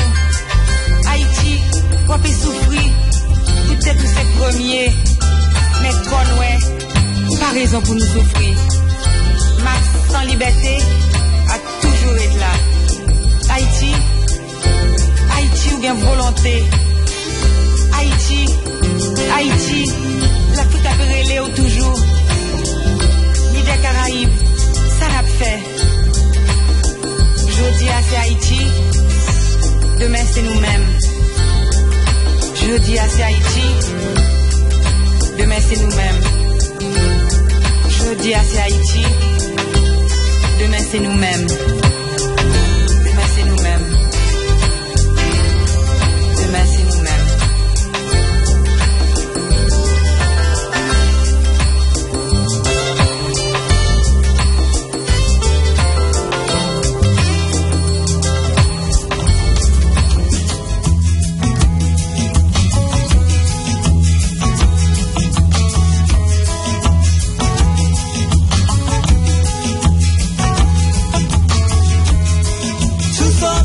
Mighty man, and to make matters worse, he was black. Black back in the days when black men knew their place was in the night.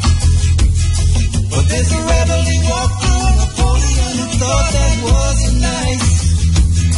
And so today my brothers in Haiti still pay the price. The price. Haiti, I'm sorry.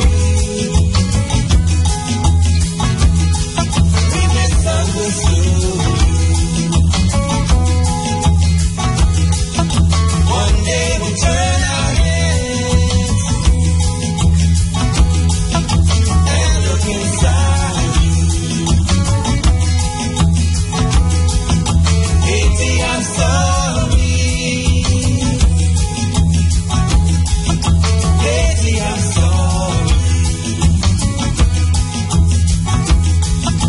One day we'll turn our heads. Time and Ira from it 7:38. Just pause for a moment there to connect with our brothers and sisters in Haiti. The struggle continues. A lucha continua. A vittoria is certain. A victory is certain. We still scream and shout. We came together in song to steady the horn. Conjuring the spirit of Bookman Dotty. The papa come and the baby go, and still we don't seem to care. Haiti, I'm sorry. All right, we see your questions coming in. Thank you so much. And you can continue to do that, to send your questions in for the Justice Minister, Senator Goldyn. He'll be on the phone with me later on this morning to talk about the new Ganja law. Now, I know that there are many questions out there, and I would much prefer if I'm asking your questions. I see quite a few of those coming in. Thank you so much. There are many ways you can do that. You can send me an email, andrea.williams@irfm.net. That's andrea.williams@irfm.net. You can also send us a text.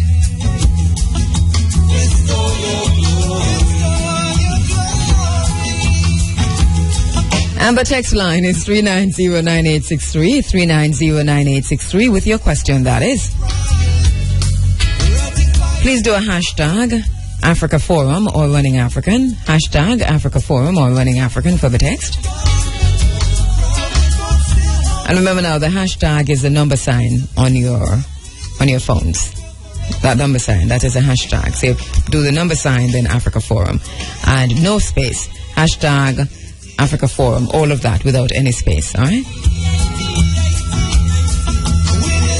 You can also, for Twitter, it's @Kambuma@Kheru. Send your questions through Twitter @Kambuma@Kheru. See quite a few of those coming in. And Kabu is Kabu, Kabu. Ma'at, M-A-A-T, and Kheru, Kheru. All right, Jazzy T, thanks very much for your email. You say, Africa greetings. It's a beautiful thing for you to be teaching us the words and terms in the African language, which we can use to greet and communicate with each other. It would be very helpful if you spell out these words so that we can get it right. For example, life prosperity. Life health prosperity is it Anko Jasanab? Right. Ank ANKH, so you've got it right. Uja. And you know it's spelled two ways in terms of what I've seen. WDJ or UDJ, but double DJ and SNEB, SNB or SNEB. So there you have it. Thank you so much for that, and we'll try and do that as we go through. All right, we're going to be going to the phone lines now. We have been reading in the Running African Book Club, Up for Air, The Half Has Never Been Told, by Dr. Imani Tafari.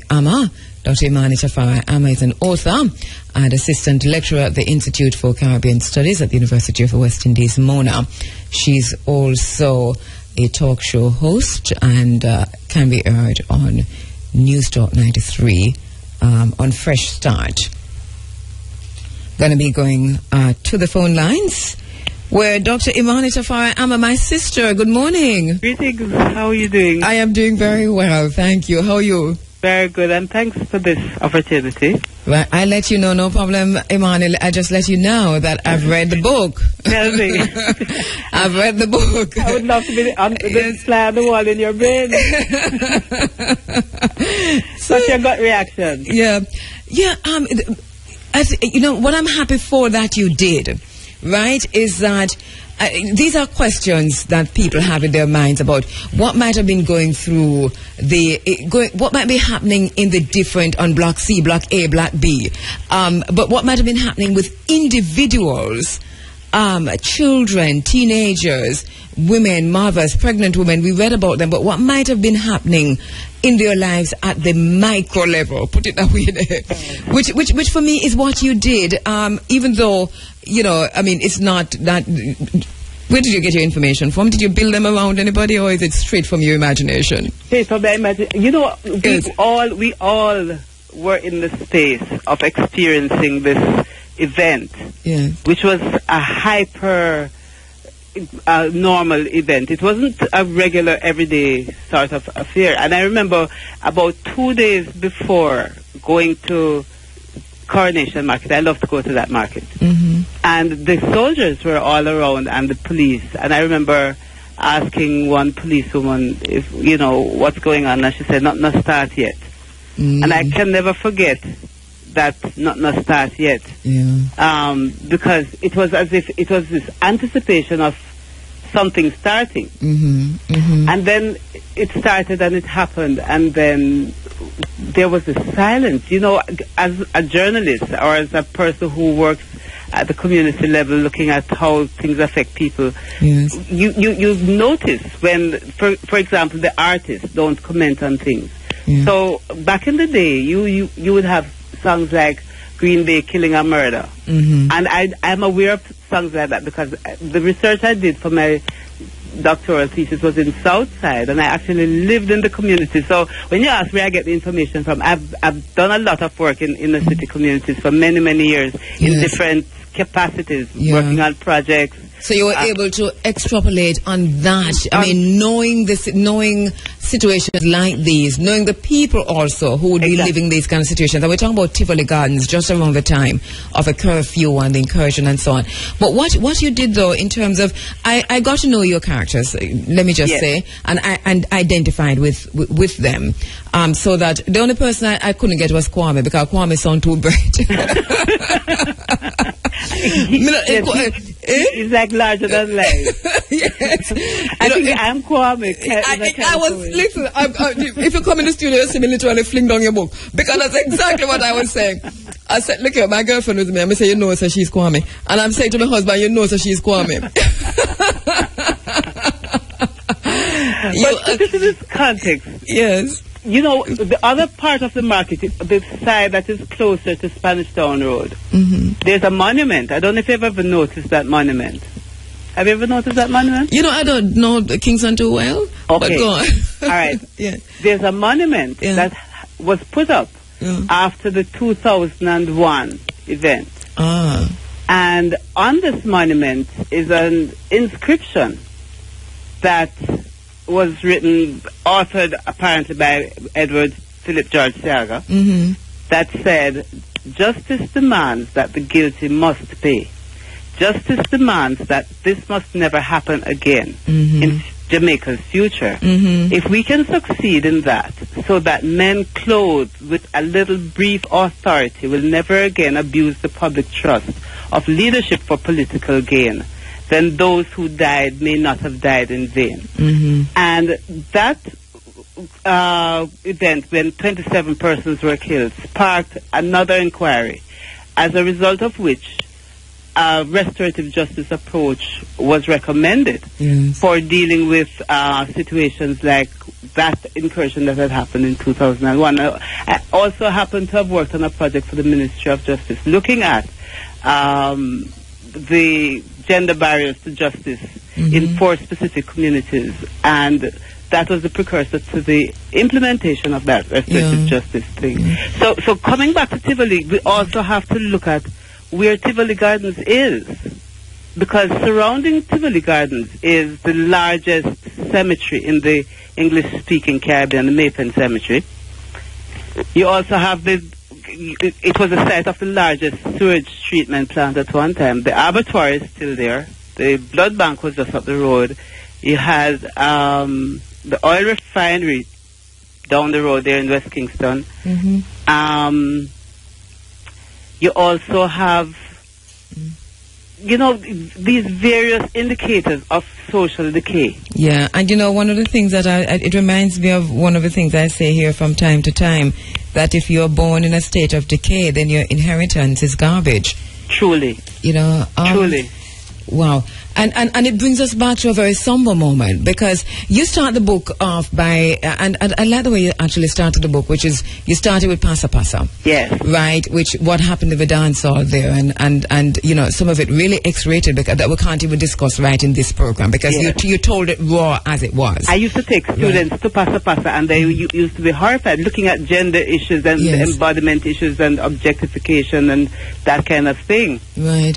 And then and then in Pasa Pasa, you allowed, talk to me about that, because you allowed the DJ, to announce what was about to come. Yes. That was a stroke of genius, Imani. Because there had to be some measure of control that had to happen at that point, because that was likely to have caused a stampede. Yes. And it is talking about the griot that the DJ also represents. It's the one who keeps the society informed about what is happening. And I'm amazed at the memory of DJs, no matter what the content of their lyrics sometimes that I don't agree with, but the role that they play in maintaining the memory of the community. And that is something that was supposed to have been erased with the murder of griots who came across in the Mara for the enslavement period. And so I'm treating a lot of social issues in the book via the characters, via the narrative. I noted, and actually made some notes of that. Tell us about some of those issues, because I actually wrote down, the power of the church and state. Wow, you really went off there with the church and liberation theology and so on. But tell us about some of the issues. But first of all, Imani, because me read the book and you know the book, our poor listeners must be saying, but if I'm not read the book yet. give us a synopsis of the book, please. All right. Yeah. In a way, we also have to locate what happened in Tivoli Gardens as something that started in 1966 when Baca Wall was raised for the construction of Tivoli Gardens in the first place. And that introduces the garrison community in Jamaica. And the garrison community is a space that, as we know, is created for colonizing votes for a particular party, so that you are one stripe. If you live in Tivoli Gardens, you're Labourite, Jamaica Labour Party supporters, and if you live in Arnett Gardens, you're PNP, People's National Party supporters. So these communities were built on a divide and rule design, politically speaking, so that the project of control of the population, which was, of course, effected under enslavement, could continue under the political arrangement.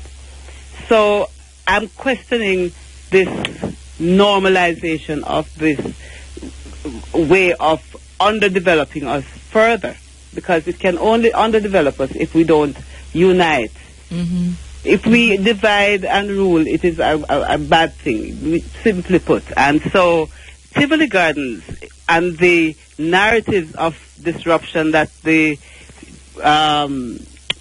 incursion represents is, looking at it in the bigger context, is really just a metaphor for the trouble that we are in as a people who refuse to accept who we are, because if 94% of the population, according to the statistics, is predominantly of African descent, then the constant denials of that in official discourse, in the ways in which these garrison communities like Tivoli Gardens are divided and ruled and treated, and the citizens thereof, because there's a way in which, the reason why I would want to create the characters is to make people see that the everyday people who live in communities like garrison communities really represent the failure of successive governments in this country to address the critical question of who we are as a way to construct a sustainable model of development. For listeners, in terms of creating the characters, the handful of characters who were, either in Tivoli Gardens, making their way back to Tivoli Gardens just before the police came in, just before the curfew, and what people were saying to each other in terms of, and then what I noticed in the book is that and I think it's good that you actually treated this with, people knew that this was going to happen, but they weren't it wasn't as if, something earth-shattering, in that it took them by surprise that it was so terrible, it was so awful. And even the pastors who, said, the pastors, there are so much pastors in Tivoli, Imani. No, put it this way, per capita, we are the most religious country in the world, and it must be that plenty pastors are us. Imani, you had quite a few pastors, in block, which block again? Was it block B, I think. Yes, but I also wanted to reach out to their stories too, because a lot of times we see pastors as these people removed from our reality, but to make one of the pastors have lost his wife because he lost his money in cash plus and all in. Right, yes, I know it. To address these unspeakable issues and to show that if we continue to gloss over problems, there are many people who we notice committing suicide nowadays, should indicate to us that something is wrong. Yes, and I noted that also in the book that in terms of the trauma experienced by children, there's one whose child again, Sophia's, who actually grew up like 3 years after who killed herself, committing suicide. But what I must say that, and I think you did well, is to allow us a glimpse into the lives of individuals, and what they might have been thinking from your own experiences with issues or with this kind of living. Do you think, Imani, that there's a policeman in the story? I think his name is Clark. I was about to mention him, yes. All right, go ahead. Because I think we're on the same wavelength, because I didn't want to also present the characters as like one-dimensional. So, for example, here's a policeman who's just committed a great bit of violence in the earlier part of the night, who witnesses a woman having a child, and somehow it brings out the best in him. It brings out the part of him that is not controlled by the chain of command, and he dares to break free. To help, he turns in spite of the command to ignore this call for help, and engenders goodwill in the community by assisting from a human perspective. Now, we sometimes think of police as just Babylon, just these violent extensions of their guns. But there's humanity. So was it important for you then to make this distinction in the novel? Because I noticed that you did that, and I thought, you know, was it believable? I'm still debating that, you know, Imani, because of what was happening, you know, at the time. But then at the same time, I can relate to what was important to you as an author, for us to grasp that not every police officer who was there in Tivoli was a barbarian. I mean, we have the images. I don't know if you remember the image. There are two images that stayed with me from the media. Yes. One was on the front page of the Gleaner with a policeman with his finger on the... Actually, it was a soldier with his finger on the trigger of the gun, standing right beside a little girl with her thumb in her mouth. And then I remember the hastily constructed coffins. Yes. I don't know how many people remember the coffins that the mayor had to hastily put a stop to the illegal burying of. You know, so you have these images in your mind, and you have to find a moral space within which to say there must have been some who called a halt to what was happening on blocks A, B, C, D, and wherever. Yes, and you know, it gave life and warmth and heart to the stories in terms of what the police officer did. But people have to buy the book and read the book, you know, so we're not talking about everything. That's right.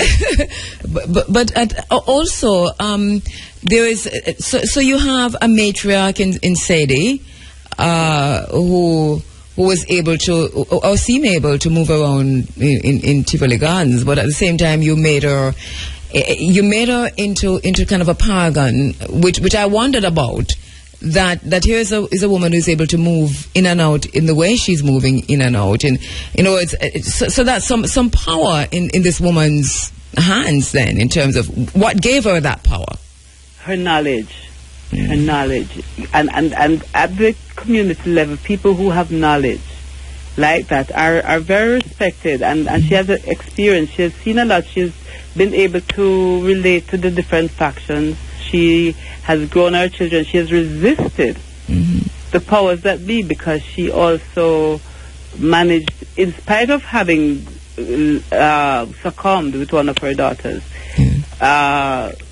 resisted the dominant male demanding overture. Now, the note here is that in Tivoli Gardens as such, because of the way things were happening there, that was not the kind of typical scenario, but I had to comment on that because of its pervasiveness in terms of sexual violence in other communities. Yes. And even that story about, you know, her daughter, Sophia, who... you know, at 9 years old or 11, was sent for by, you know, someone who, and then she had to go as a sex slave. Sex on demand. Right, and so that theme was also dealt with in the book. You've touched on so many themes. For listeners, can you identify some of the themes that you touched on? I know you talk about that relationship between mother and daughter. We saw that between Sophie and her mother, and then also the idea. But even then, you know, you have her allowing her, she thinks, to go, you know, literally selling her for sex. For a moment. What are some of the other themes that you? But there's a gender-based violence, definitely, because that is, you know, the novel actually allows me as the artist to have a safe space to look at the ways in which people have been suppressed as subjects and have been objectified because of the way society is organized. So it looks at the political economy of violence, the ways in which violence is used to keep people in their place, you know, that class-specific response to how we do politics in Jamaica. And so it is questioning the ways in which we are tied to the past by the ways we still do things in the present. Yes. And also the class-specific approach to development, and of course the identity politics issues, because, you know, Sophia, as a dancehall queen, you know, she spent all her money being a hottie and putting in weave and bleaching our skin, that kind of thing, and also the ways in which she negotiates in her relationships. You know, it's problematic, the victim role that she takes as a woman and the dependent role that she takes in the relationships. I look at that a little bit critically. And then, of course, that whole debacle with the financial system that nobody is a kind of elephant in the room that nobody really wants to talk about in terms of the meltdown supported by the political parties that happened with Cash Plus and Olint and their support of these institutions, you know, and the aftermath of the disaster for people financially, that people have not connected with the lack of growth in the economy and the tide to the IMF instructions that we are now in, you know, the whole paternity denial issue that happens with Sadie and that child, because she was with somebody else and she had to give him a jacket. And of course that whole organized rape that is done in the name of donship. And then and also throughout the novel, the idea of structural violence, you know, where this system is set up in such a way that the impact on black lives in Tivoli Gardens is one where it can only be defined as structural violence at many different levels. You seem very intent on ensuring that the idea of liberation theology was woven and interwoven throughout the novel, although at the end of the novel you still ended with church. Well, you know, I am impressed with how people are wedded to religion in spite of the obvious challenge that it has posed to that project of us realizing who we are as an African people. And you know, I have to say that with great care in a space like this, notwithstanding that this is a space like this, because of how offended people get about statements like that, in spite of their apparent support of, you know, fora like these, you know, and it's very disheartening in 2015 that those issues of shame and guilt, which are the kind of philosophical issues that Brother Ken and Kwame engage in. That is how he comes up to it. Kwame is very bright, very, very bright. You know, it's like Kwame is the kind of teenager when you see him come and say, no, Kwame, I have no time for you today at all. No time. And I know it's the kind of guy that when he reach a champion, everybody else, then I get him come from girl. Well, it's to laugh at reactions like that, because there are reactions like that, and I've taught teachers who tell me how they react to students that they encounter, and there are built-in responses that we need to address. If the teachers are responding to students in class-specific ways, it must say something for how children experience education. And so a child who is from a Tivoli Gardens, for example, is deemed to be, I mean, I remember hearing a teacher cussing out some youth in a community that will be unnamed in this conversation. But he must say to them, a dunce, and he was going on and on about how he had personified these children as dunces. Now, it is one thing for you as a teacher to think of your children as dunces, but to be ranting and raving to them in that manner reinforces it. So how do we create mechanisms to liberate our children from even the class-specific embeddedness of approaches to teaching? You know, Imani, I'm so sorry that we're out of time. Good questions that you have raised, and really an interesting read. And I'd really ask people to get a copy of this. Before you go, though, once again, all of this came from, well, the newscast, for example. I read one newscast there that, you know, it's well written, by the way. If I tried to edit it as a news edit, and I thought, wow, the style is good. You know? You should talk. You know, exactly. You know, well written newscast. But that this is. When we read this, what do you want us to think? Because there's so much, it's interwoven with the historical facts, right? How much of it is fact and how much of it is fiction? Well, you know, I went away for 3 months in 2011, which is just about a year after the thing happened, and I'm following the news and I'm agonizing. Like, what is going to happen? What is not happening? Why is nothing happening? Why is nobody saying anything? And I thought, you know something? Let me translate this frustration into something that I will write myself, because at the time I was also questioning the representations in the media, and that's part of constructing those newscast reports, you know.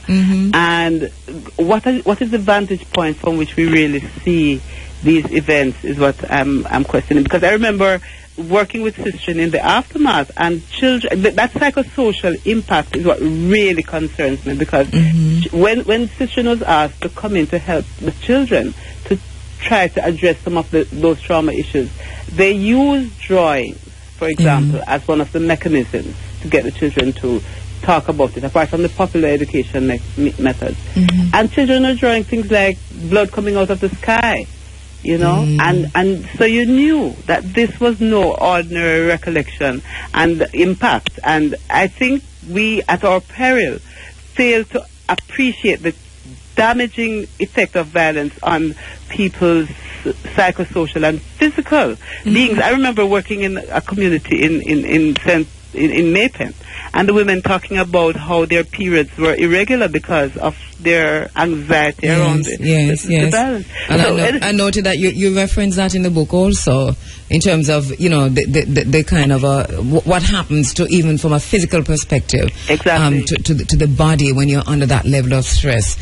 You know, Imani, congratulations on the work, for sitting down and putting pen to paper and coming up with this. It really does lend an insight, regardless of the fact that it's, you know, it's fiction. It does lend an insight into, you know, what might have happened in Tivoli Gardens, because and especially because of what you did in terms of creating these characters, situating them in Tivoli Gardens, and allowing them to experience and to report back to us, you know those it's available at Bookophilia. I must give them a bit of kudos. We'll have an event there in June, and also it's at Readers and Kingston Bookshop, so people can get it. People can get copies from that. Is it online, Amazon? No? Not yet. Okay. But I've created a blog. I'm now into expressing my thoughts in that medium as well, so people could also get updates. I'll put excerpts online at booksbyimani.wordpress.com. Okay. All right. Thank you so much. Thank you too. Imani Tafari Amma. Thank you. All right. That was Dr. Imani Tafari Amma on her book. And remember, we have been reading this book in the Running African Book Club. Up for air. It's called The Half Has Never Been Told. Imani Tafari Amma. Read it. You know, it reminds you that something awful, something terrible, something violent, something oppressive happened in Jamaica, and that we have not yet dealt with it. The Tivoli Gardens, the Commission of Inquiry is underway, and for those who are watching and following closely, there's a high level of frustration, because you're just not even, it's not enough. Truth and reconciliation is not always the best thing, and especially when there's no truth and hardly no reconciliation. These commissions of inquiry, we have to look at them again. We have to look at them again. But thank you so much, Imani Tafari Amma. You're free Africa. Running Africa ni. Ahaye Jamaica. So what take kaka say boso kadia. Ewo Air.4.19.15. All right, you're inside of the Africa Forum, reuniting the African family for development. Later on in the program, we're going to be speaking with the Justice Minister, Mark Goldyn, about the amendments to the Dangerous Drug Act. In the meantime, we are going to be looking at, we started this last week, the fact sheet setting out the main changes. And once again, At 9:05, the Justice Minister, Mark Goldyn, will be joining me on the phone lines. Just to repeat that we did invite the Justice Minister to come into the studio for 3 hours and to take your calls. It would not have been an interview of him or by me, but that he would take your calls and your questions because we've been getting so many of those. Well, he declined to do that. He's going to be on the phone lines. That invitation to him, though, is still open to use, 3 hours of this time to just have our listeners, our audience, call in, Jamaicans call in and others call in to ask their questions and to make their comments as we're problematizing, because it is what it is. All right. The fact sheet sets out the main changes that have been made to the Dangerous Drugs Act and recent amendments to the DDA, which is the Dangerous Drugs Act, made by the Dangerous Drugs Amendment Act 2015, will introduce several important changes to the way the DDA will operate in relation to ganja. The Dangerous Drugs Act, as you know, it's now in effect. It came into effect on Wednesday at midnight. It's 12:01. And the new provisions are now in place regarding the possession and smoking of ganja, the use of ganja by persons of the Rastafarian faith, and the use of ganja for medical, therapeutic, and scientific purposes. As at the date, all right, let me just go down to what it says about possession of ganja.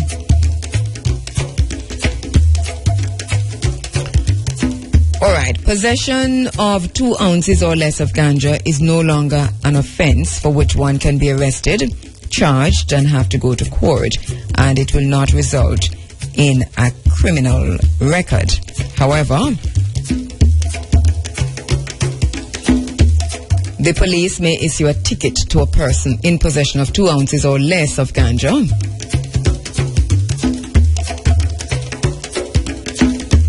Similar to a traffic ticket, and the person has 30 days to pay the sum of $500 at any tax office.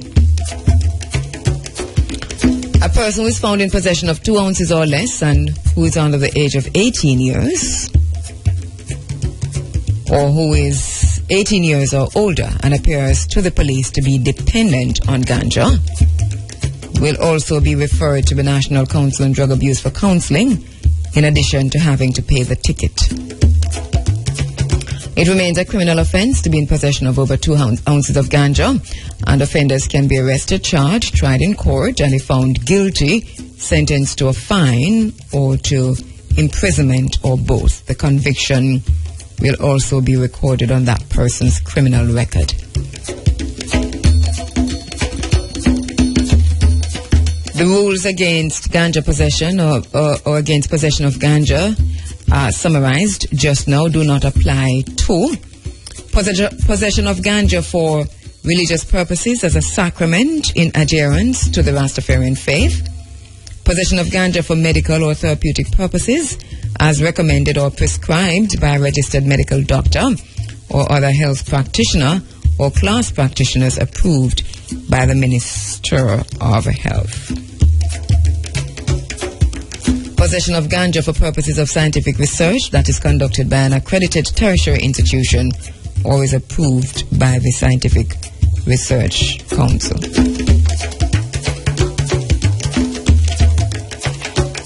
And also possession of ganja pursuant to a license, authorization or permit issued under the DDA. Now to smoking of ganja.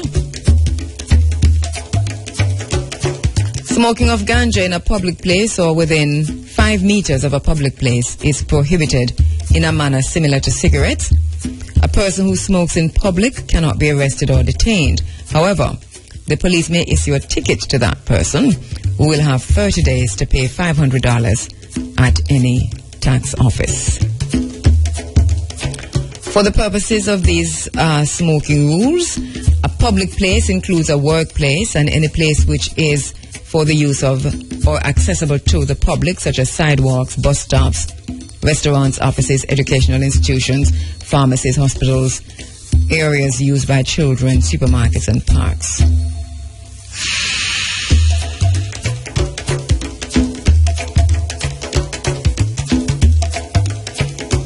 Smoking of ganja at privately occupied residences that are not used for commercial purposes is not an offense, but is governed by the rules on possession of ganja referred to before. Furthermore, smoking of ganja will be legally permitted in places that are licensed for the smoking of ganja for medical or therapeutic purposes. Adherents of the Rastafarian faith will also be permitted to smoke ganja for sacramental purposes in locations registered as places of Rastafarian worship. Registered.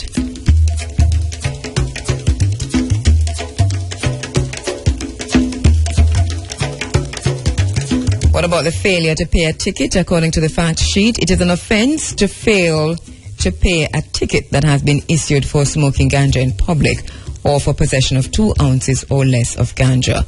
The offender will be required to attend the petty sessions court and may be ordered to do community service, or in the rare case where community service cannot be arranged, pay a fine of $2,000. A conviction for failing to pay a ticket will also be recorded to the offender's criminal record. Now, once again, send your questions in. I know you have questions for Senator Goldyn. We want to ask those questions on your behalf this morning. You can call into the switchboard, give your questions to Shamara or Tracy. Or you can send them directly to me by way of Twitter, Facebook, or email.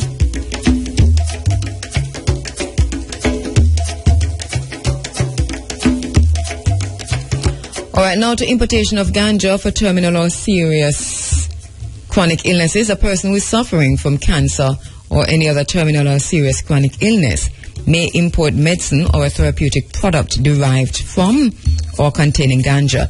In order to do so, a registered medical practitioner must certify that the person is suffering from the illness and must recommend the person's use of the medicine or therapeutic product.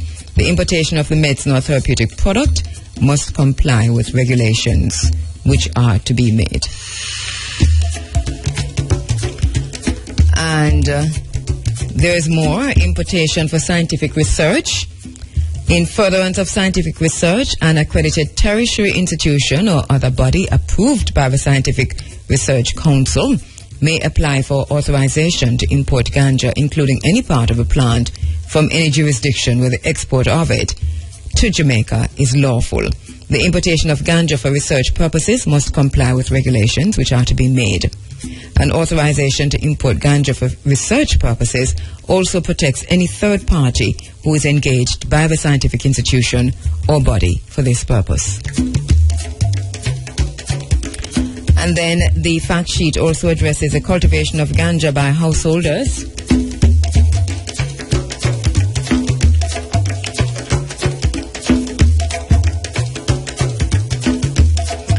Each household is allowed to legally grow no more than 5 ganja plants on their premises. If there is more than one household on any premises, each household may grow 5 ganja plants. And the cultivation of ganja for scientific research, an accredited tertiary institution or other body approved by the Scientific Research Council may apply for authorization to cultivate ganja in furtherance of scientific research on lands approved for that cultivation. An authorization to cultivate ganja for research purposes also protects any third party who is engaged by the scientific institution or body for this purpose. And ganja which is cultivated, processed, used, and otherwise handled in accordance with this type of authorization is not subjected to the rules against ganja under the DDA.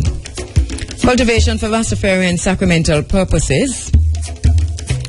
The fact sheet says persons 18 years or older who are adherents to the Rastafarian faith or Rastafarian organizations may apply for authorization to cultivate ganja for religious purposes as a sacrament in adherence to the Rastafarian faith.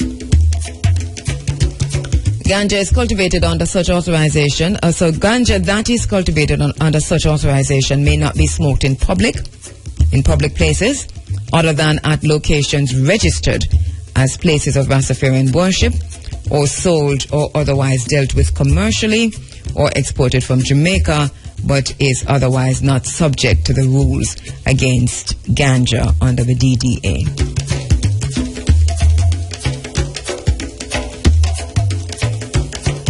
Events to celebrate or observe the Rastafarian faith. Persons who are adherents of the Rastafarian faith or Rastafarian organizations may apply for an event promoted or sponsored by them to be declared an exempt event. In order to apply, the event must be primarily for the purpose of the celebration or observance of the Rastafarian faith. Where an event is declared exempt, persons who attend the event will not be liable to be arrested, detained, or prosecuted for smoking ganja or possession of ganja at the event or transporting ganja to the event, as long as they have complied with the amounts and conditions specified in the order declaring it an exempt event. Visitors to Jamaica who are users of medical marijuana.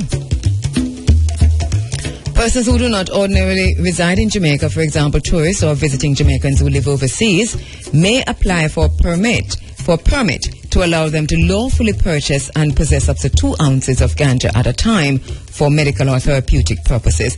To obtain this permit, visitors will need to produce evidence that their use of ganja has been recommended or prescribed by a licensed medical practitioner in the country where they live. Alternatively, they can sign a voluntary declaration to confirm this. The permit is issued by Jamaica's Ministry of Health and a fee is payable. And then to the Cannabis Licensing Authority.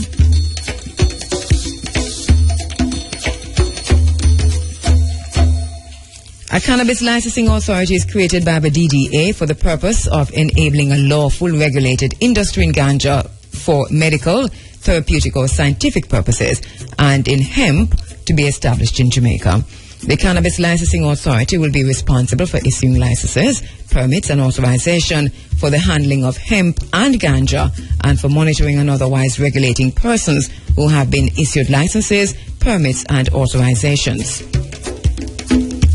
It is specifically mandated to ensure that regulations do not contravene Jamaica's international obligations.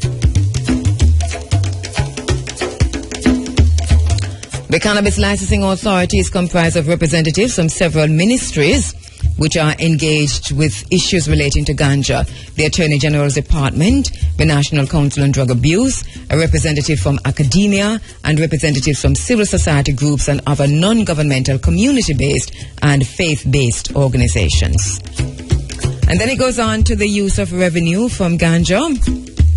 The DDA provides the Minister of Finance that the Minister of Finance shall direct that a percentage of the revenues earned from issuing licenses, permits and authorizations relating to ganja and hemp be used for strengthening the capacity and programs of the National Council on Drug Abuse, including public education programs to discourage the use of ganja by persons under 18 years, persons with a mental disorder, pregnant women and other vulnerable groups, strengthening Jamaica's mental health institutions and services, funding scientific and medical research into ganja and hemp, and supporting the regulatory arrangements of a Cannabis Licensing Authority. It also talks about increased penalties. The fines of the DDA have also been significantly increased for export, cultivation, possession, selling, and trafficking of illegal drugs.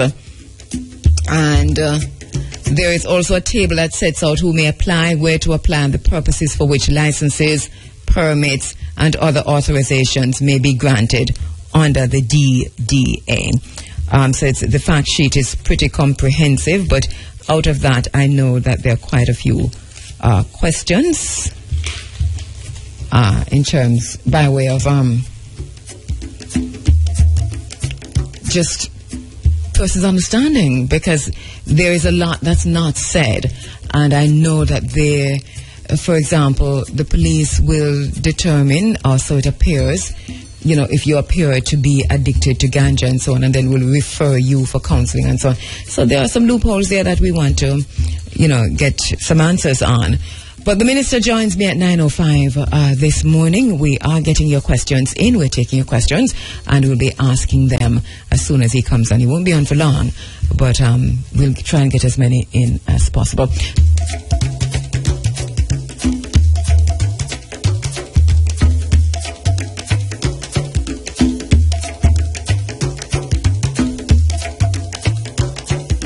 All right.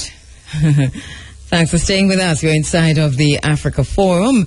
It is Running African. The Belmont Academy is set to stage a motorcade on Children's Day.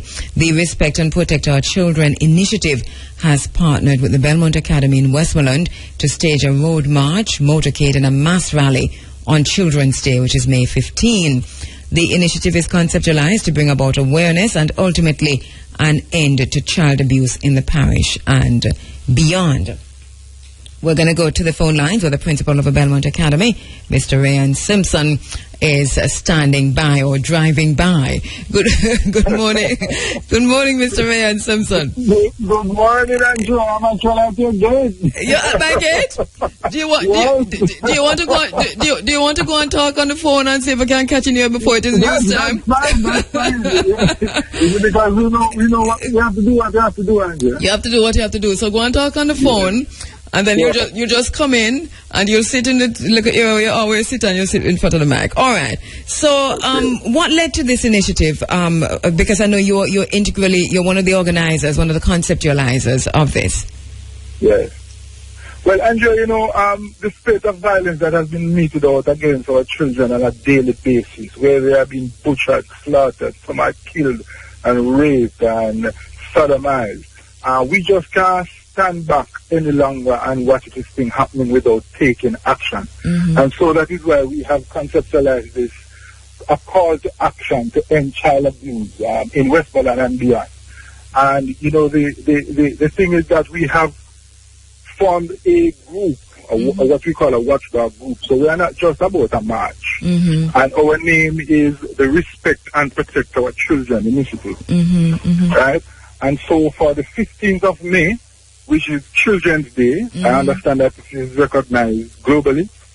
We intend to have not just a march, but a motorcade through the entire parish of Westmoreland, culminating on the Independence Park in Sablamar, where we will have the Minister of Youth delivering the keynote address, and we will have some conscious ambassador for children over the years, people like Tony Rebel and Queen Africa. And you can't really get better than that in terms of entertainers who have been ambassador for the rights of our children. Mm-hmm. So they have volunteered their time and effort to come in and to assist us. Other persons such as Dean Meds, Judith Gale, Joseph Scott have also pitched in. And Ira is always... Of course, IRFM is always... I note that you don't sound as if you're walking. Right? Yes, I'm not walking because I believe that if I'm stationary, I'll be more obedient to you. All right. So I take it now that you're in the courtyard of IRFM. Yes, I have been for a while. Conducting your interview on your phone. So I'm going to give you a chance to hang up the phone and walk in. Okay. We have just about 7 minutes. All right. So the principal of the Belmont Academy is Mr. Rayan Simpson.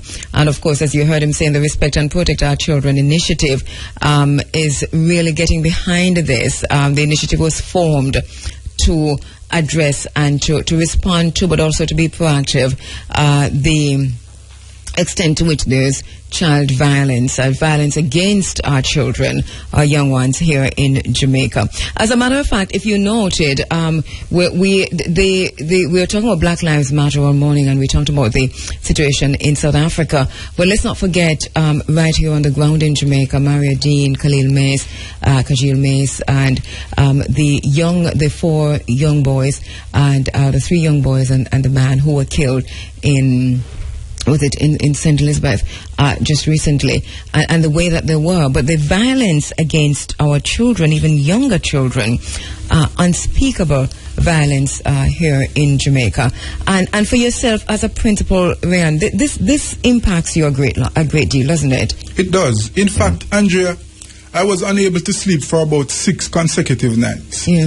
Because, I think it is unprecedented what is happening in our country. I've never seen our children being treated like this in all my life and all my reading. So I think that there is something that is happening. I think our people have become so callous, and we have detached ourselves from a number of things that we used to hold very dear. I think the civility of a nation is really hinged upon the way we treat our young children and our elderly. It makes you wonder about our values. Yes. Whether there's an ideology, whether there is a social theory. I don't want to sound too academic, Yes, but you see, it is so important. And the entire family, the fabric of the society and the family, the structure that we grew up on, it seems to be challenged right now. And so that is why people like you and myself, we can't just sit back any longer. We have to take action. And that is what we're seeking to do. That's exactly where we are now. This is time for action. And I think, we have to talk it through. And once we have talked it through, we have to move. And sometimes we have to work it through while we're moving. Yes. So that part of this is to say, let us gather in Westmoreland on May 15, which is Children's Day here in Jamaica, and do what? Well, Andrea, the idea is to educate and sensitize. It is very important that people know that the children have rights, right? And that there is actually policy to protect these rights. Also, to educate a number of our parents, a number of our community people who believe that it is acceptable for a 40-odd-year-old man to be with a 13-year-old girl, and who believe that it is quite okay for a 13-year-old to be locking gun for a 40-odd-year-old man. And so we have to say to these people, let us report instances of child abuse as they come to our attention, because we can't allow the future generation to be wiped out in the way that we are seeing. And whatever we display in front of our children will have negative effect for us in the future. So we have to safeguard this now. That is our mandate. And so that you were saying earlier, it's a mass rally that will be happening there in Westmoreland. Free Africa. Running Africa ni. Ahaye Jamaica. So what take kakase boso kadia. Ewo Ire FM. All right. We're back with you inside of the Africa Forum, and we're going to be going to the phone lines now to speak with the Minister of Justice Minister Mark Goldyn, who will be speaking to the amendments of the Dangerous Drugs Act. Came into effect on April 14, Wednesday, midnight. We are just standing by to join him on the phone lines. Roger, I know you wanted the minister, as I said before, 2 weeks ago, and you had some burning questions. At that time, it wasn't the Ganja law. Yes. And I'm saying the Ganja law, as we affectionately call it, hadn't yet come into effect. But here we go. The minister is on the line. Minister Goldyn, good morning. Thank you so much for joining us, sir. Good morning. Thank you for having me. All right. Let me just tell you up front that we've been asking our listeners to send their questions in all morning, and we have quite a few. But we'll see how many of them we can get through. All right. First of all, how is it going? 3 days or 4 days in since the new Ganja law, the amendments to the Dangerous Drugs Act? What are your impressions so far? Well, there's a lot of interest in it for sure. The media are interested. People are interested. They want as much clarity as they can get. I think it's good. All right. Lots of questions also. I've been going through the fact sheet, and something that jumped out at me immediately from the fact sheet on the possession of Ganja number 2 speaks to the police, if a person who is found with Ganja, 2 ounces or less, whether the police determine that this person is addicted to Ganja, that the police will refer the person for counseling to the National Council on Drug Abuse. My first question on that is, how can the police determine what benchmark, what measurement will the police be using to determine whether or not someone is addicted to ganja? They can't make any kind of scientific determination. There is some training that will be going on between the police and the National Council on Drug Abuse to facilitate referrals where a person can, just by interacting with them, it may be possible to see that this person has a problem. And the referral is exactly what it is. It's a referral to the National Council for some form of program or counseling or assessment. So it's not something which is like a court order saying that they have to do this or else they will suffer some prejudice or penalty. But it's to facilitate a referral to a rehab program for persons who may have a need for that service. Mm-hmm.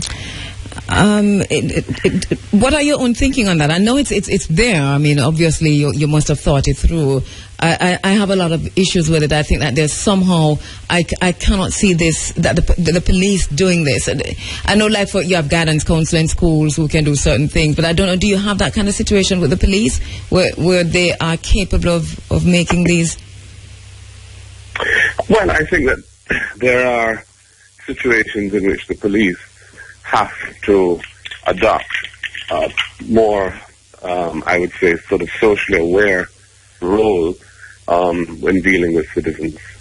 Domestic disputes is one example, where the police sometimes do have to use their discretion in dealing with a situation rather than the strict criminal law, for example, and try and identify where potential danger may lie for violence in the future and so on, and be aware of what agencies of the state exist that could provide some kind of help in the situation at hand.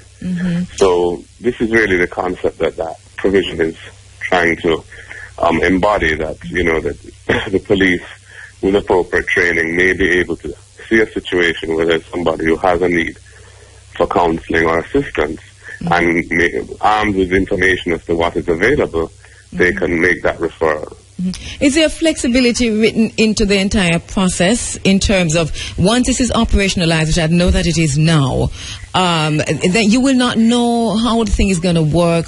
I know you're using best practices from around the world also, but obviously our situation is unique from many, many different perspectives. So what kind of flexibility do we have written into the process so that once we start operationalize this, we can look at this, tweak it? Do we have that? With the specific process that we've been discussing? Yes, not just this specific one, but the how the amendments, once you put those into operation. They are in operation now, yes. Right. Are you expecting that you'll have challenges, that you'll have to, so you have to return to the drawing board to tweak certain things, that these are not all set in stone? With any law that is attempting to do something new and innovative, one must always expect that there will be challenges, and one must always be prepared to review and adjust. Nothing is the future. The nature of the future is that one can't really foresee it with accuracy. So one makes one's best assessment, and one is guided by what you consider just and right, and you do what you have to do. Now, many laws are amended many times, and it's quite possible that this one will be. And in fact, I really regard this regime as an interim regime, because I believe that there's going to be some evolution internationally of the treatment of ganja. That may take some years, but when the international treatment of the plant changes, there may be opportunities to do further things that would be helpful in our scenario. We are to some extent constrained by the international obligations that Jamaica has assumed as a signatory to 3 international drug control conventions. So that was a long answer. The short answer to your question is, I do anticipate that there may be issues that arise that may require adjustment to processes or to the legislation itself. And that's not new or novel. That is true of most pieces of legislation that pass through Parliament. All right, Senator Goldyn, I'm going to get to the questions. I really want to have a longer conversation with you, and I hope that we'll be able to do that. But I can't be selfish with this morning, because I know there are so many questions out there. So let me go to the questions that have been sent in by the listeners. All right, so on Twitter, what amount of ganja are you allowed to have at home, since 5 plants can generate way over 2 ounces? The product of the 5 plants, whatever that may be, you're allowed to have at home. There's no specific weight limit on that. Okay. All right. The only thing I would add is that is not for commercial use. In other words, the product of the 5 plants is not to make you into a ganja dealer selling from your home or elsewhere. It is for consumption, primarily for medicinal consumption. That was the intent of that provision, given that in Jamaica, ganja has been used as a folk remedy for generations, not consumed by way of smoking in this instance, but used to produce a liniment or other brews that are of perceived medicinal value in all sorts of aches and pains and coughs and colds and so on.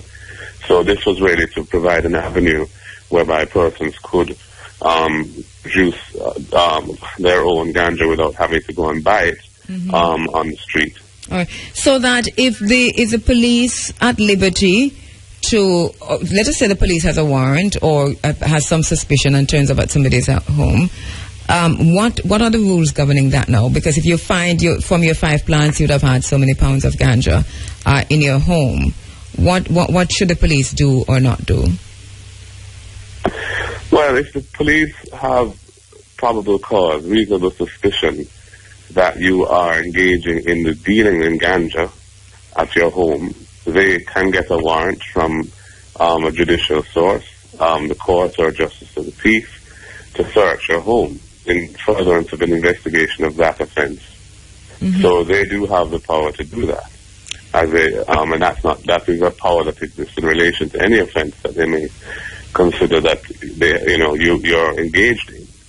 Now the question would arise, how, if you have the product of your own labour, so to speak, through having had 5 plants at home, how would they prove or disprove the issue as to whether or not this was the product of that planting, and that planting is lawful, and so on. And that would be really a matter of evidence. I mean, what I would hope is that the police will, given the general trend that that legislation is pursuing, which is to respect human rights and to decriminalize small quantities and really treat personal use as something very different to the commercialization of ganja for recreational purposes, that the police would not be seeking to expend time and resources pursuing persons at home who are unless there's some good reason to suspect that they are breaking the law. Roger Hasfall is in studio with me. I know he wants to follow up on the question, but there's a lot of hoping in terms of what the police will do and won't do. It seems to me as if there's going to have to be a change in a paradigm shift, I think, a change in thinking of majority of the police to deal with this from the perspective that you're saying that you're hoping that you'd want them to deal with it. I agree. I think that there is going to need to be a paradigm shift in the way in which the police regard ganja usage, ganja possession, and so on, because there's been decades of a particular approach to it, which is now changing. And I don't think we're going to achieve a desired outcome overnight. I think it's going to be a process. It's going to require training, and it will take some time.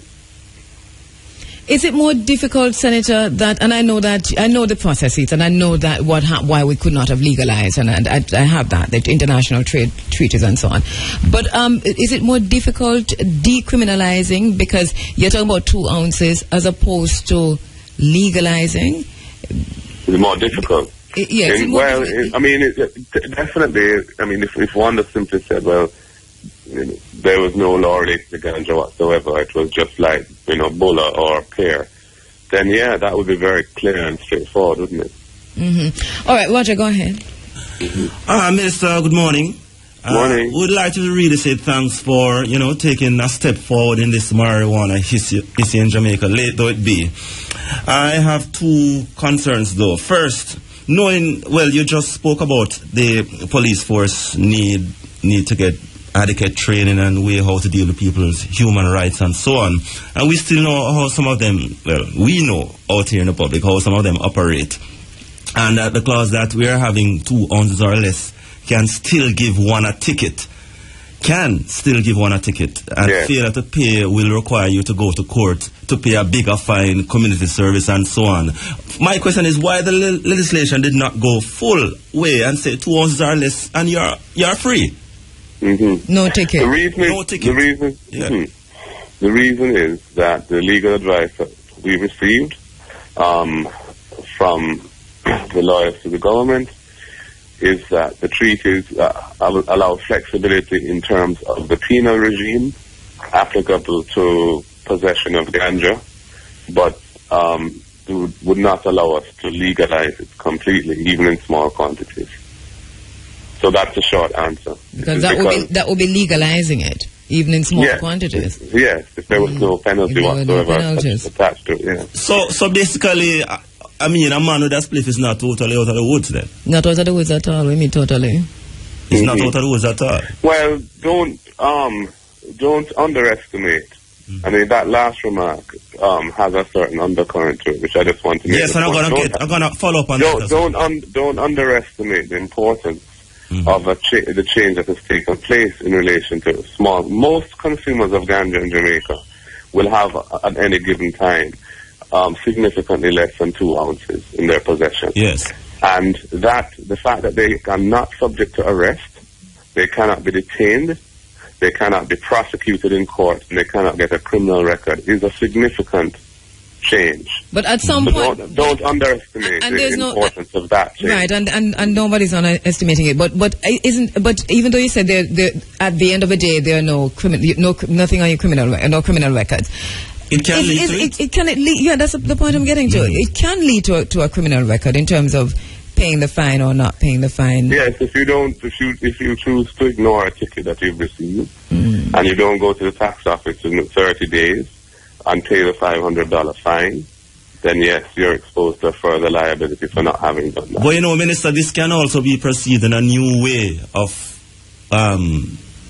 oppression in terms of, yes, a man with a small quantity, he's subject to all of this, and it's not a thing of, you said the police may or can offer you a ticket, and we get the feeling that knowing how the security forces operate, this will be a new cash crunch kind of thing. A new... Well, the amount of the tickets is fairly modest, right?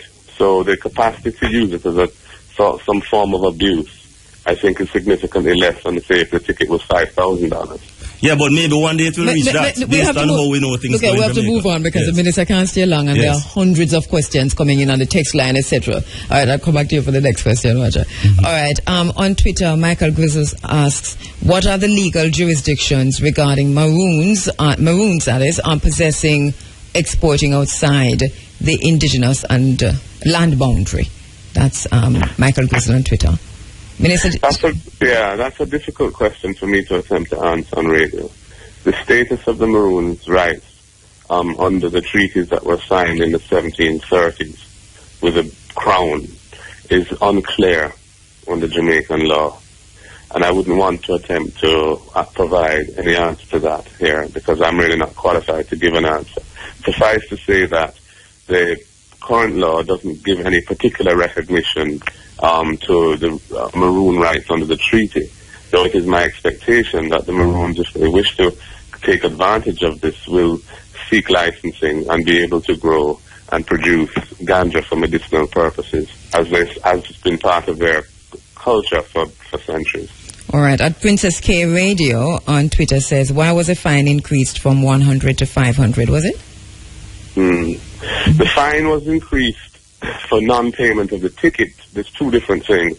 The amount set for the ticket is $500.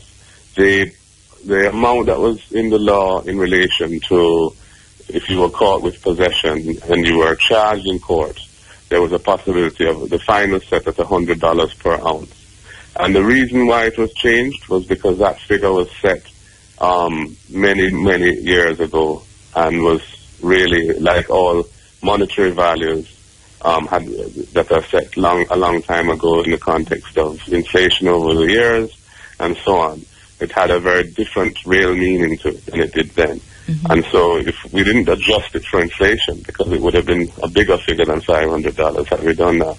But we decided that it was $500 was an appropriate figure for non-payment of the ticket. Because in a sense, it's a certain kind of impunity and arrogance in refusing to pay a ticket that you've been given by law. So what you're essentially saying is that you're not going to recognize the obligation that arises from having been issued a lawful ticket. All right. It's a different thing to, I think, the fine in court for having been charged, prosecuted, and the hassle and consequences of having had a criminal charge, brought to, probably arrested, may have been detained and locked up, having to go to court and face the court and plead guilty or not, and if you plead not guilty, go through a trial. If you're unsuccessful, have a conviction and a criminal record. The fine was really the least of it. All right. At C_Amy_Go on Twitter says, can you get a ticket for smoking in public and possession at the same time? Yes. They're two separate offenses. What that means, you get two tickets? You could get two tickets. Because smoking in public is a separate offense to possession. Okay. And on the text line, are they supposed to have mobile phone in prisons? Anyway, from the prisons. Are Rastafarians in prisons allowed to smoke the herb? That's a subject to the prison rules, I suspect, would not allow that. Are they allowed to smoke cigarette? I can't answer. I think so, though. I don't think there's a prohibition on smoking in prisons per se, but whether they can smoke in a cell is another matter. That's a good question. I don't know the answer to it, because the law in relation to smoking cigarettes, as you know, changed in last year or the year before, I think it was, so that there are certain rules about where you can and can't smoke. And the general thrust of those rules is to say you're not supposed to smoke around other people, other members of the public who may not want to be ingesting your passively or secondarily ingesting your smoke that you emit. And the rules around smoking ganja are similar to the rules related to smoking cigarettes, so where you can and can't smoke. I'm not sure exactly how those rules play out in the prisons. All right. Maybe you could speak to the correctional services on that issue. We'll follow up on that. Air.4.19.15, I think your question has been answered. Why pay a fine? I think that we've answered that. And also on the text line, what if an individual has the legal quantity at home? Okay, that was answered too. All right. You want to reiterate? There's no smoking at home is not an offense. Smoking is only an offense in relation to smoking in the public places where the law doesn't allow it. So that would be in enclosed public spaces typically, or in I believe if you look in the list in the schedule to the Act, you will see certain other open air public spaces where it's not allowed. But it's not all public spaces. It's not all spaces outside the home where it's not permissible. But it's places where the public gather, really, where like bus stops, stadia, I think is the correct word, and other such places. All right. At Kevoy Stevens on Twitter, boy, the Facebook people are really suffering this morning. What is defined as a therapeutic purposes? Therapeutic purposes would be for things that enhance the wellness of an individual. Is the best I can attempt to answer that. So it would be therapeutic purposes would be things that address stress, things that address psychological conditions, other psychological conditions, or physical ailments, without necessarily addressing a specific medical condition. Okay, so, all right, there's a lot more to say on that, of course, Minister. All right, at Ken Supreme on Twitter says, please ask Mr. Goldyn, can I now smoke a spliff in front of a police and not be harassed? And how far is Jamaica from legalizing the weed? Well, I don't think that really requires a response because it's been given already. If it's in a public place, it's not allowed. And I would urge people to not seek to, especially in this transitional phase, seek to enter into conduct which they know is likely to possibly create some kind of conflict or aggravation. All right, Michelle says also on Twitter, what will happen if the police see me smoking a spliff driving in my car? That is a separate offence under the Road Traffic Act. That will be a separate offence. So driving while smoking a spliff will be a separate offence. In your car? Driving any vehicle, whether it be a car. No, I say the private car. You're not supposed to smoke cigarettes in your car? I'm not talking ganja now. I thought you were referring to ganja. I'm talking about ganja, but I'm just trying to understand. I didn't know you don't drive and smoke? Okay, I didn't know that one. No. All right. There's a difference with cigarettes and ganja. From the point of view of driving a car are different, really, because cigarettes is not a minor-altering substance. Okay. In the way that ganja is. Okay. Yeah. So driving and drinking rum is not lawful. And any kind of minor-altering substance should not be consumed while one is driving. Okay. Is that a strange thing to understand? No, I totally understood. And then another one from the prison says, will persons charged with having the legal quantity and no, this is not from the prison. Will persons charged with having the legal quantity and are serving time be set free? Oh, okay. Persons who are currently incarcerated for having had less than the I think that's what this person is referring to. Yes. Yes. No, I think that they will have to complete their sentence. But I don't believe there are many people who are in prison for possession of small quantities of ganja because typically it was subject to a fine, sometimes community service. Minister, one more question from me. The current thrust apparently seems as if, for many people, especially because how we have been seeing it perpetuated in the media, that it's when a ganja story come up, we see it in the media, a man billing a spliff or a man blowing a chalice. This is itself, to me, and others tends to mislead people that ganja is for that purpose, and we know that there are over 3,000 uses and purposes. How can we move away basically from that? And what will your ministry intend to do to ensure people does not get the wrong message? Well, the first thing we've done is we've produced that fact sheet, which is an attempt to explain what the law means in clear language and in a structure which is logical.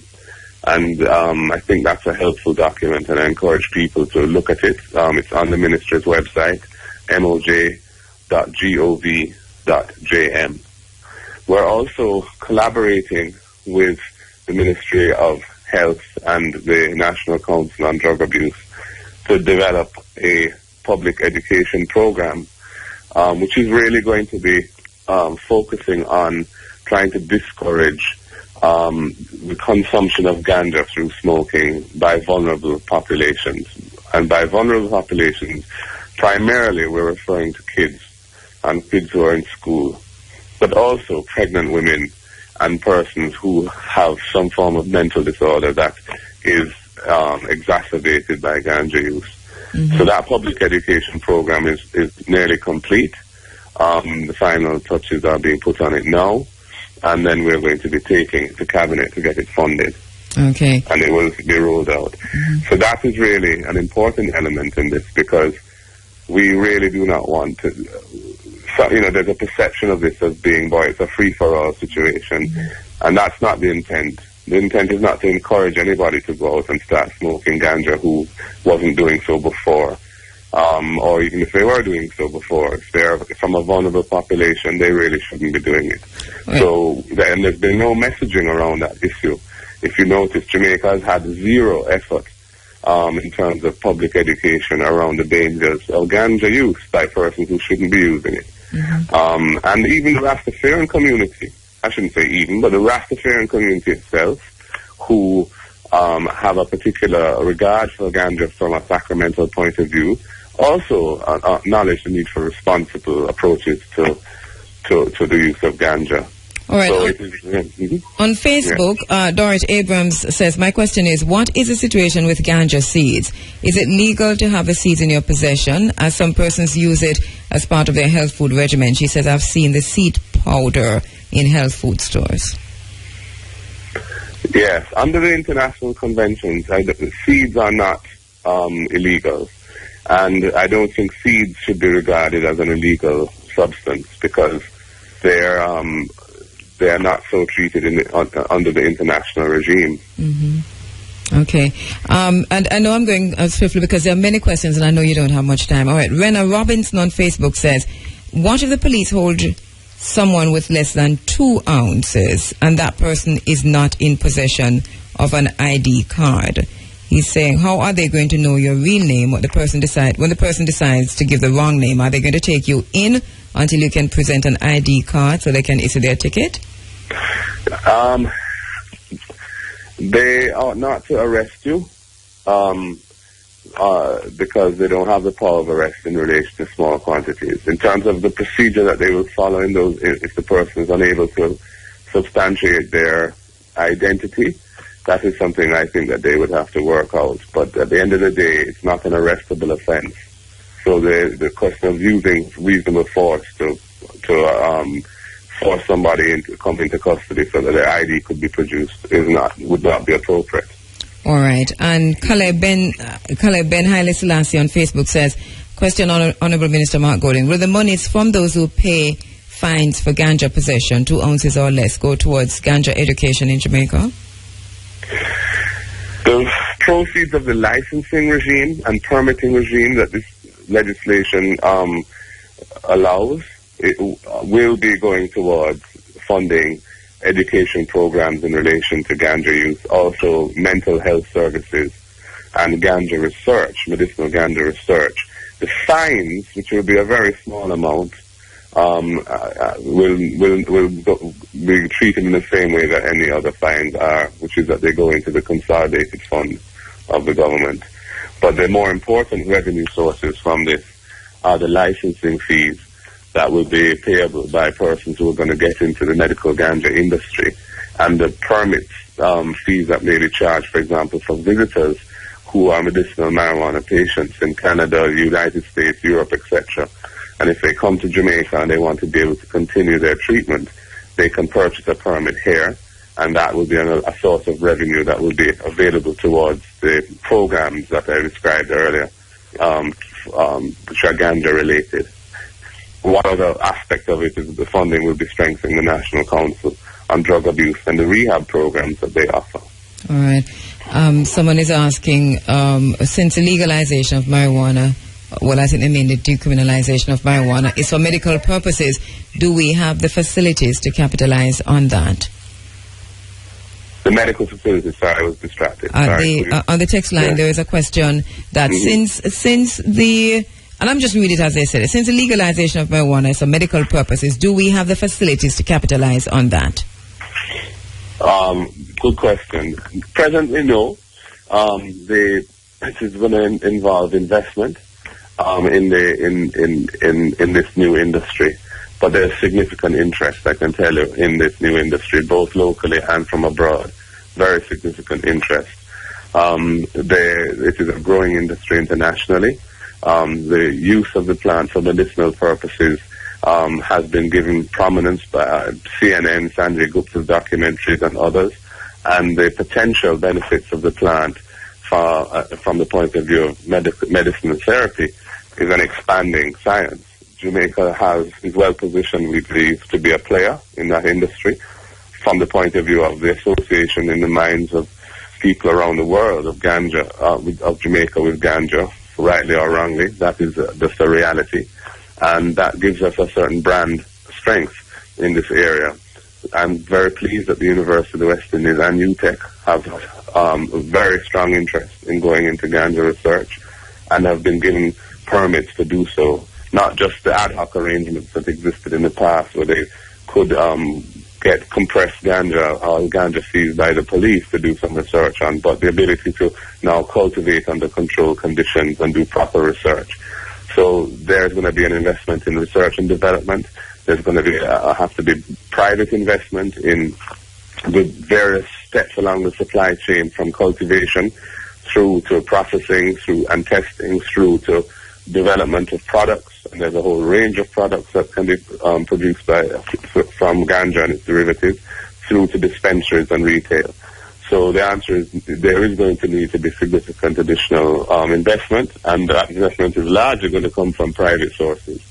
Minister, I'm going to take one final question and invite you, reissue the invitation for you to join us in the studio on a Sunday morning between 7 and 9 a.m. to take these calls. There are many. All right. Mackie Conscious, thanks. I don't mind taking the calls, it's 7 to 9 a.m. past. I know. On a Sunday. Yes. All right. Just coming to Ocho for the weekend. All right. Can you find out from the minister if anything will be put in place to prevent the multilateral companies taking over the ganja industry from the small man who suffered fighting for its legalization? Will the government provide funding farming loan for small farmers? That's from Mackie Conscious. Yes, thank you, Mackie Conscious.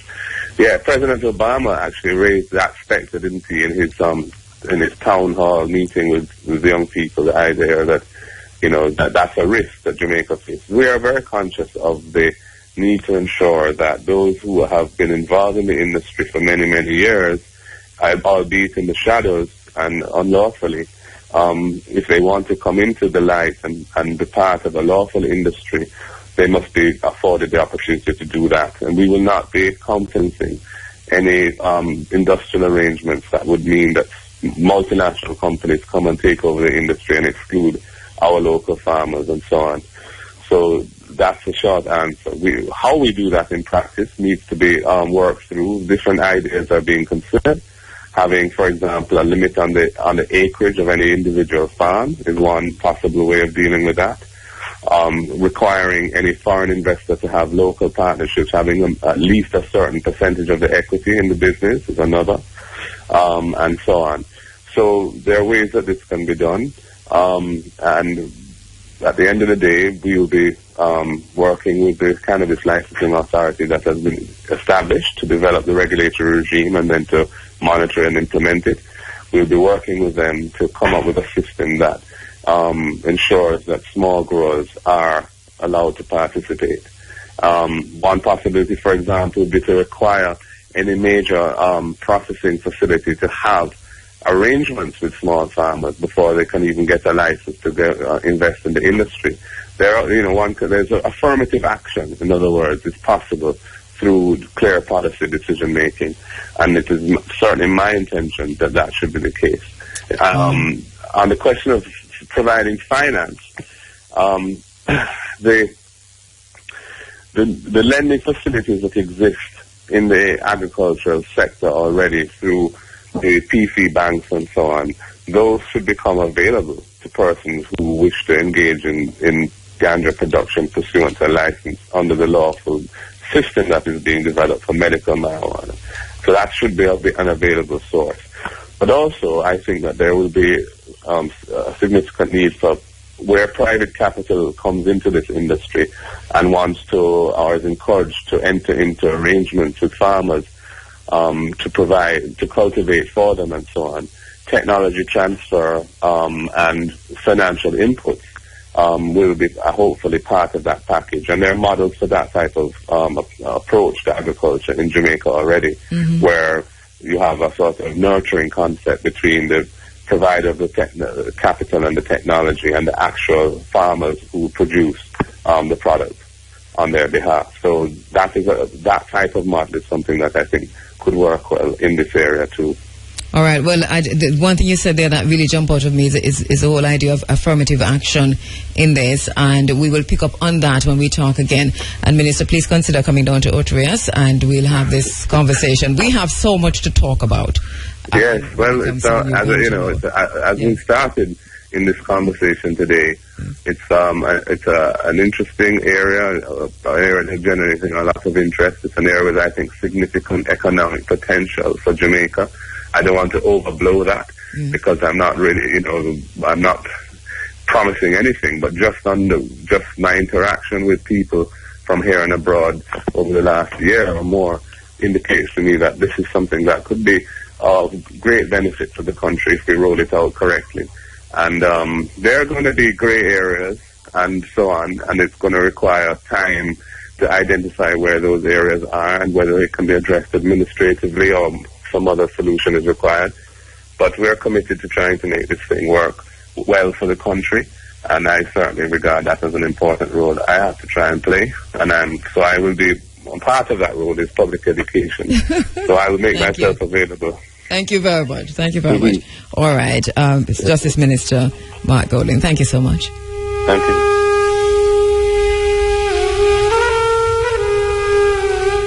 Well, Roger, anything jumping out of you there? Jumping out at you?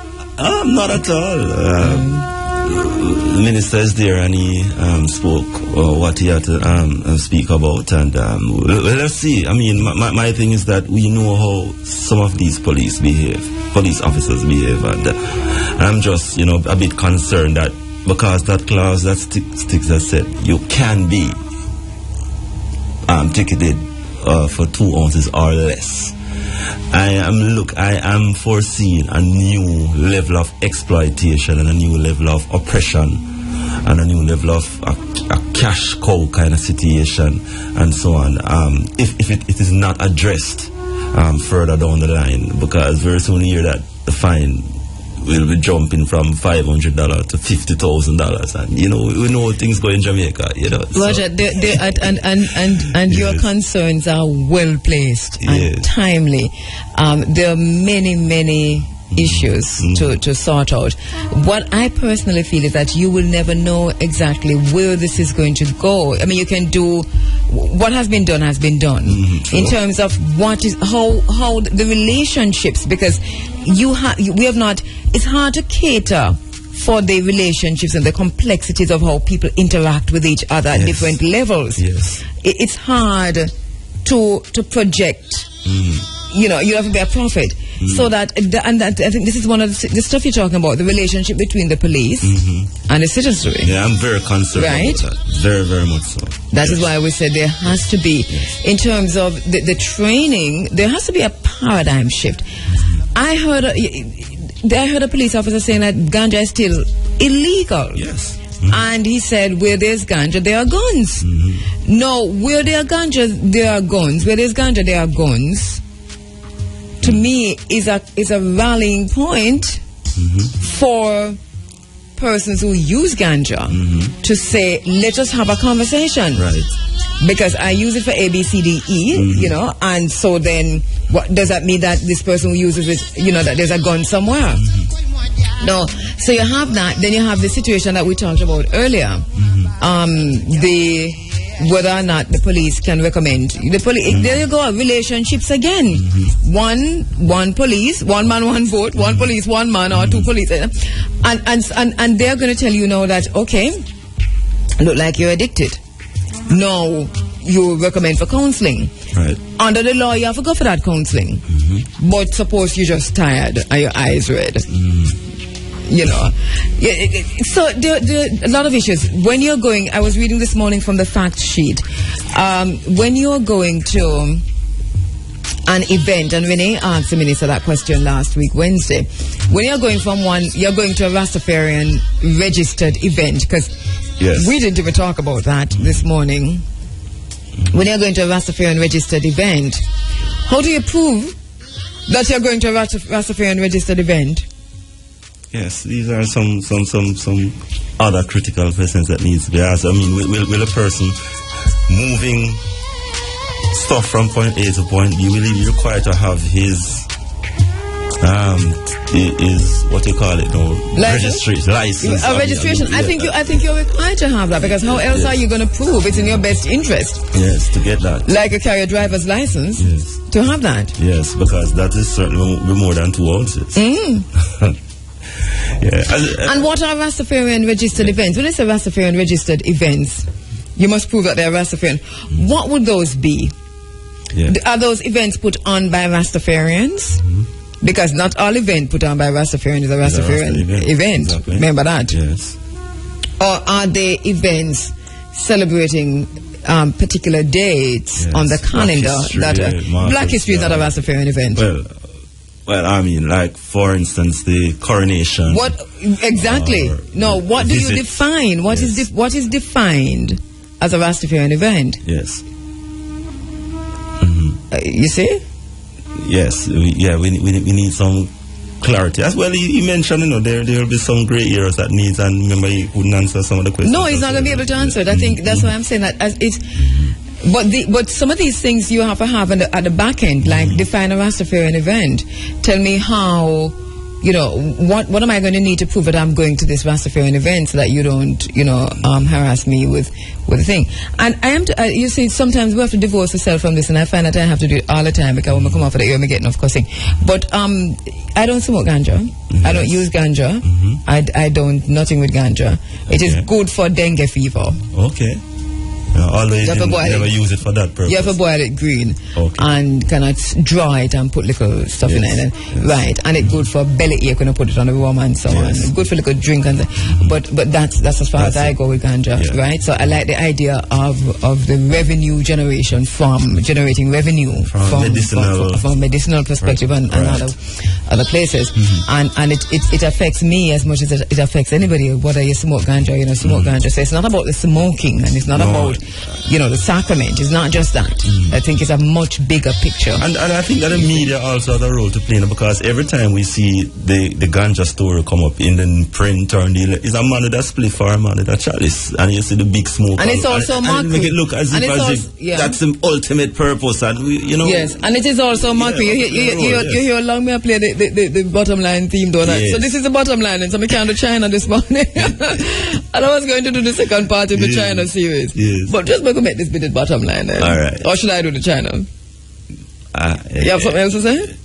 Well, I can continue debating in the conversation. The conversation. All right. So we don't know. We heard the minister say that he'll come in, and I really appreciate that, because you cannot. It cannot be discussed. The questions that are being asked, and the thing is in law already, Yes. Yeah, right, that's been passed. Yes. So but we still need clarification on what are our rights under the law. Yes. I think they'll say they have been making efforts so that where that is concerned. But as I said earlier, I have a concern about how the police officers will move on, because we still see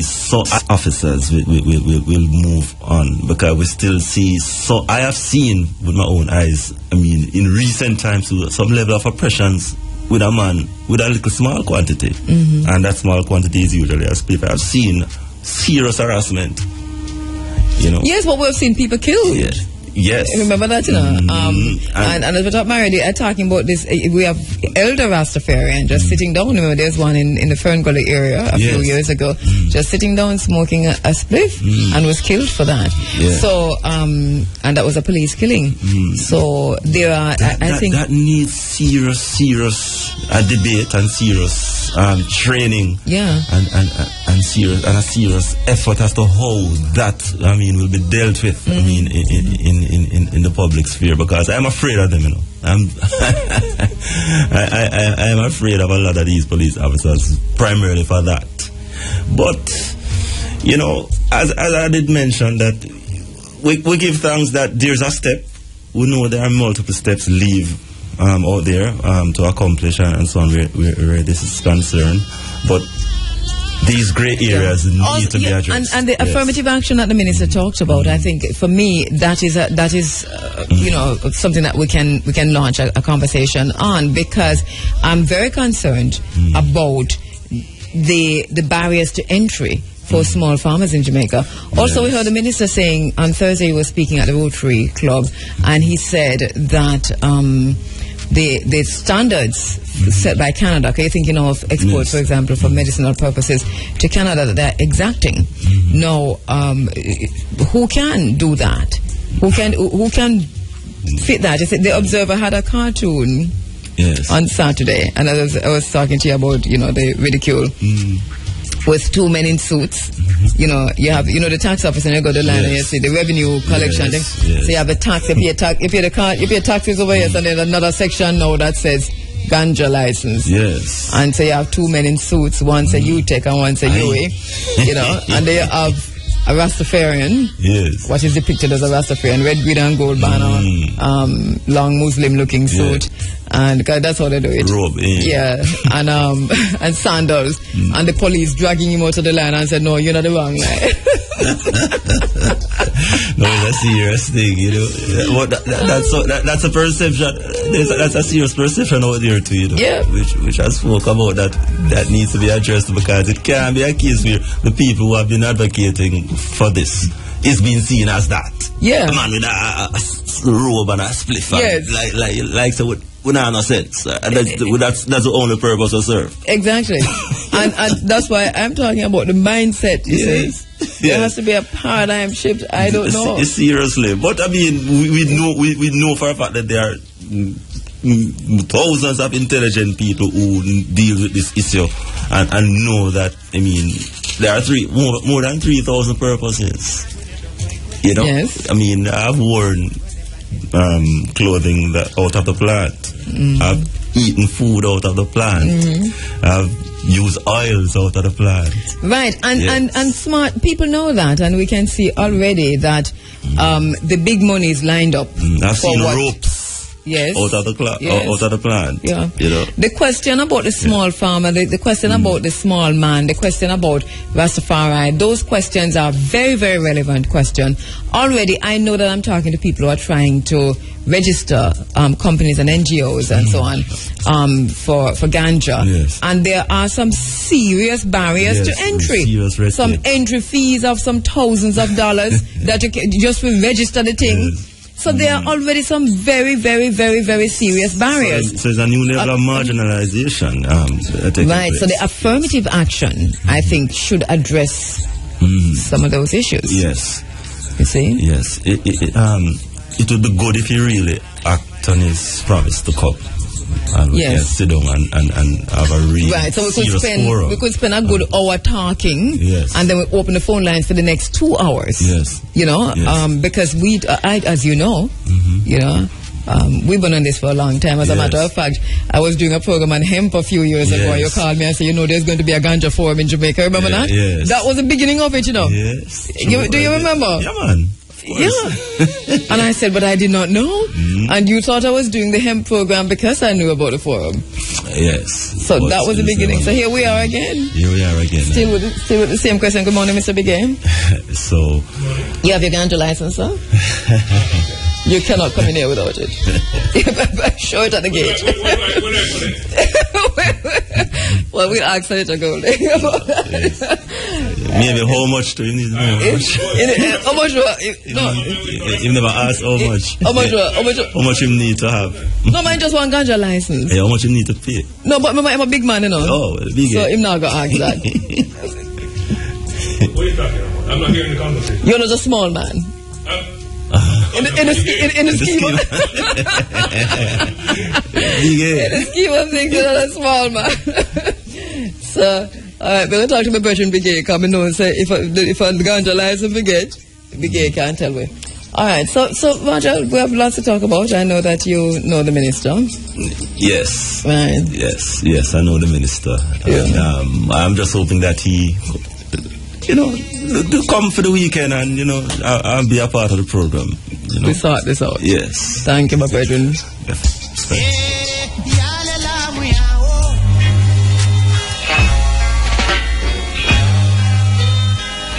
All right, so that's the bottom line. We were scheduled to talk about China this morning, but we'll pick that up next week. I do apologize. The second part in our series on Jamaica's engagement with China, but we'll pick that up next week. Thank you so much for joining us. Thanks to my broadcast assistant, Shamara Preston, and to our telephone operator, Tracy and Morris.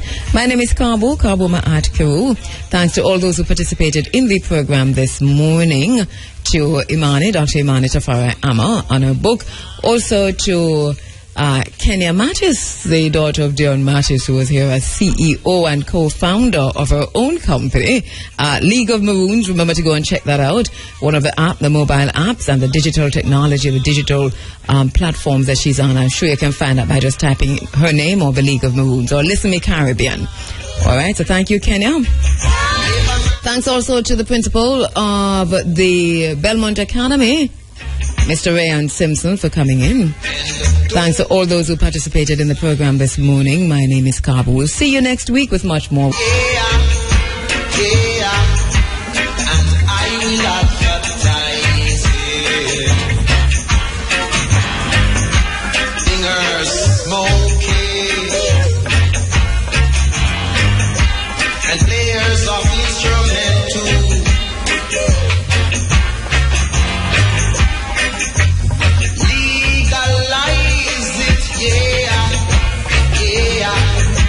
The best thing you can do.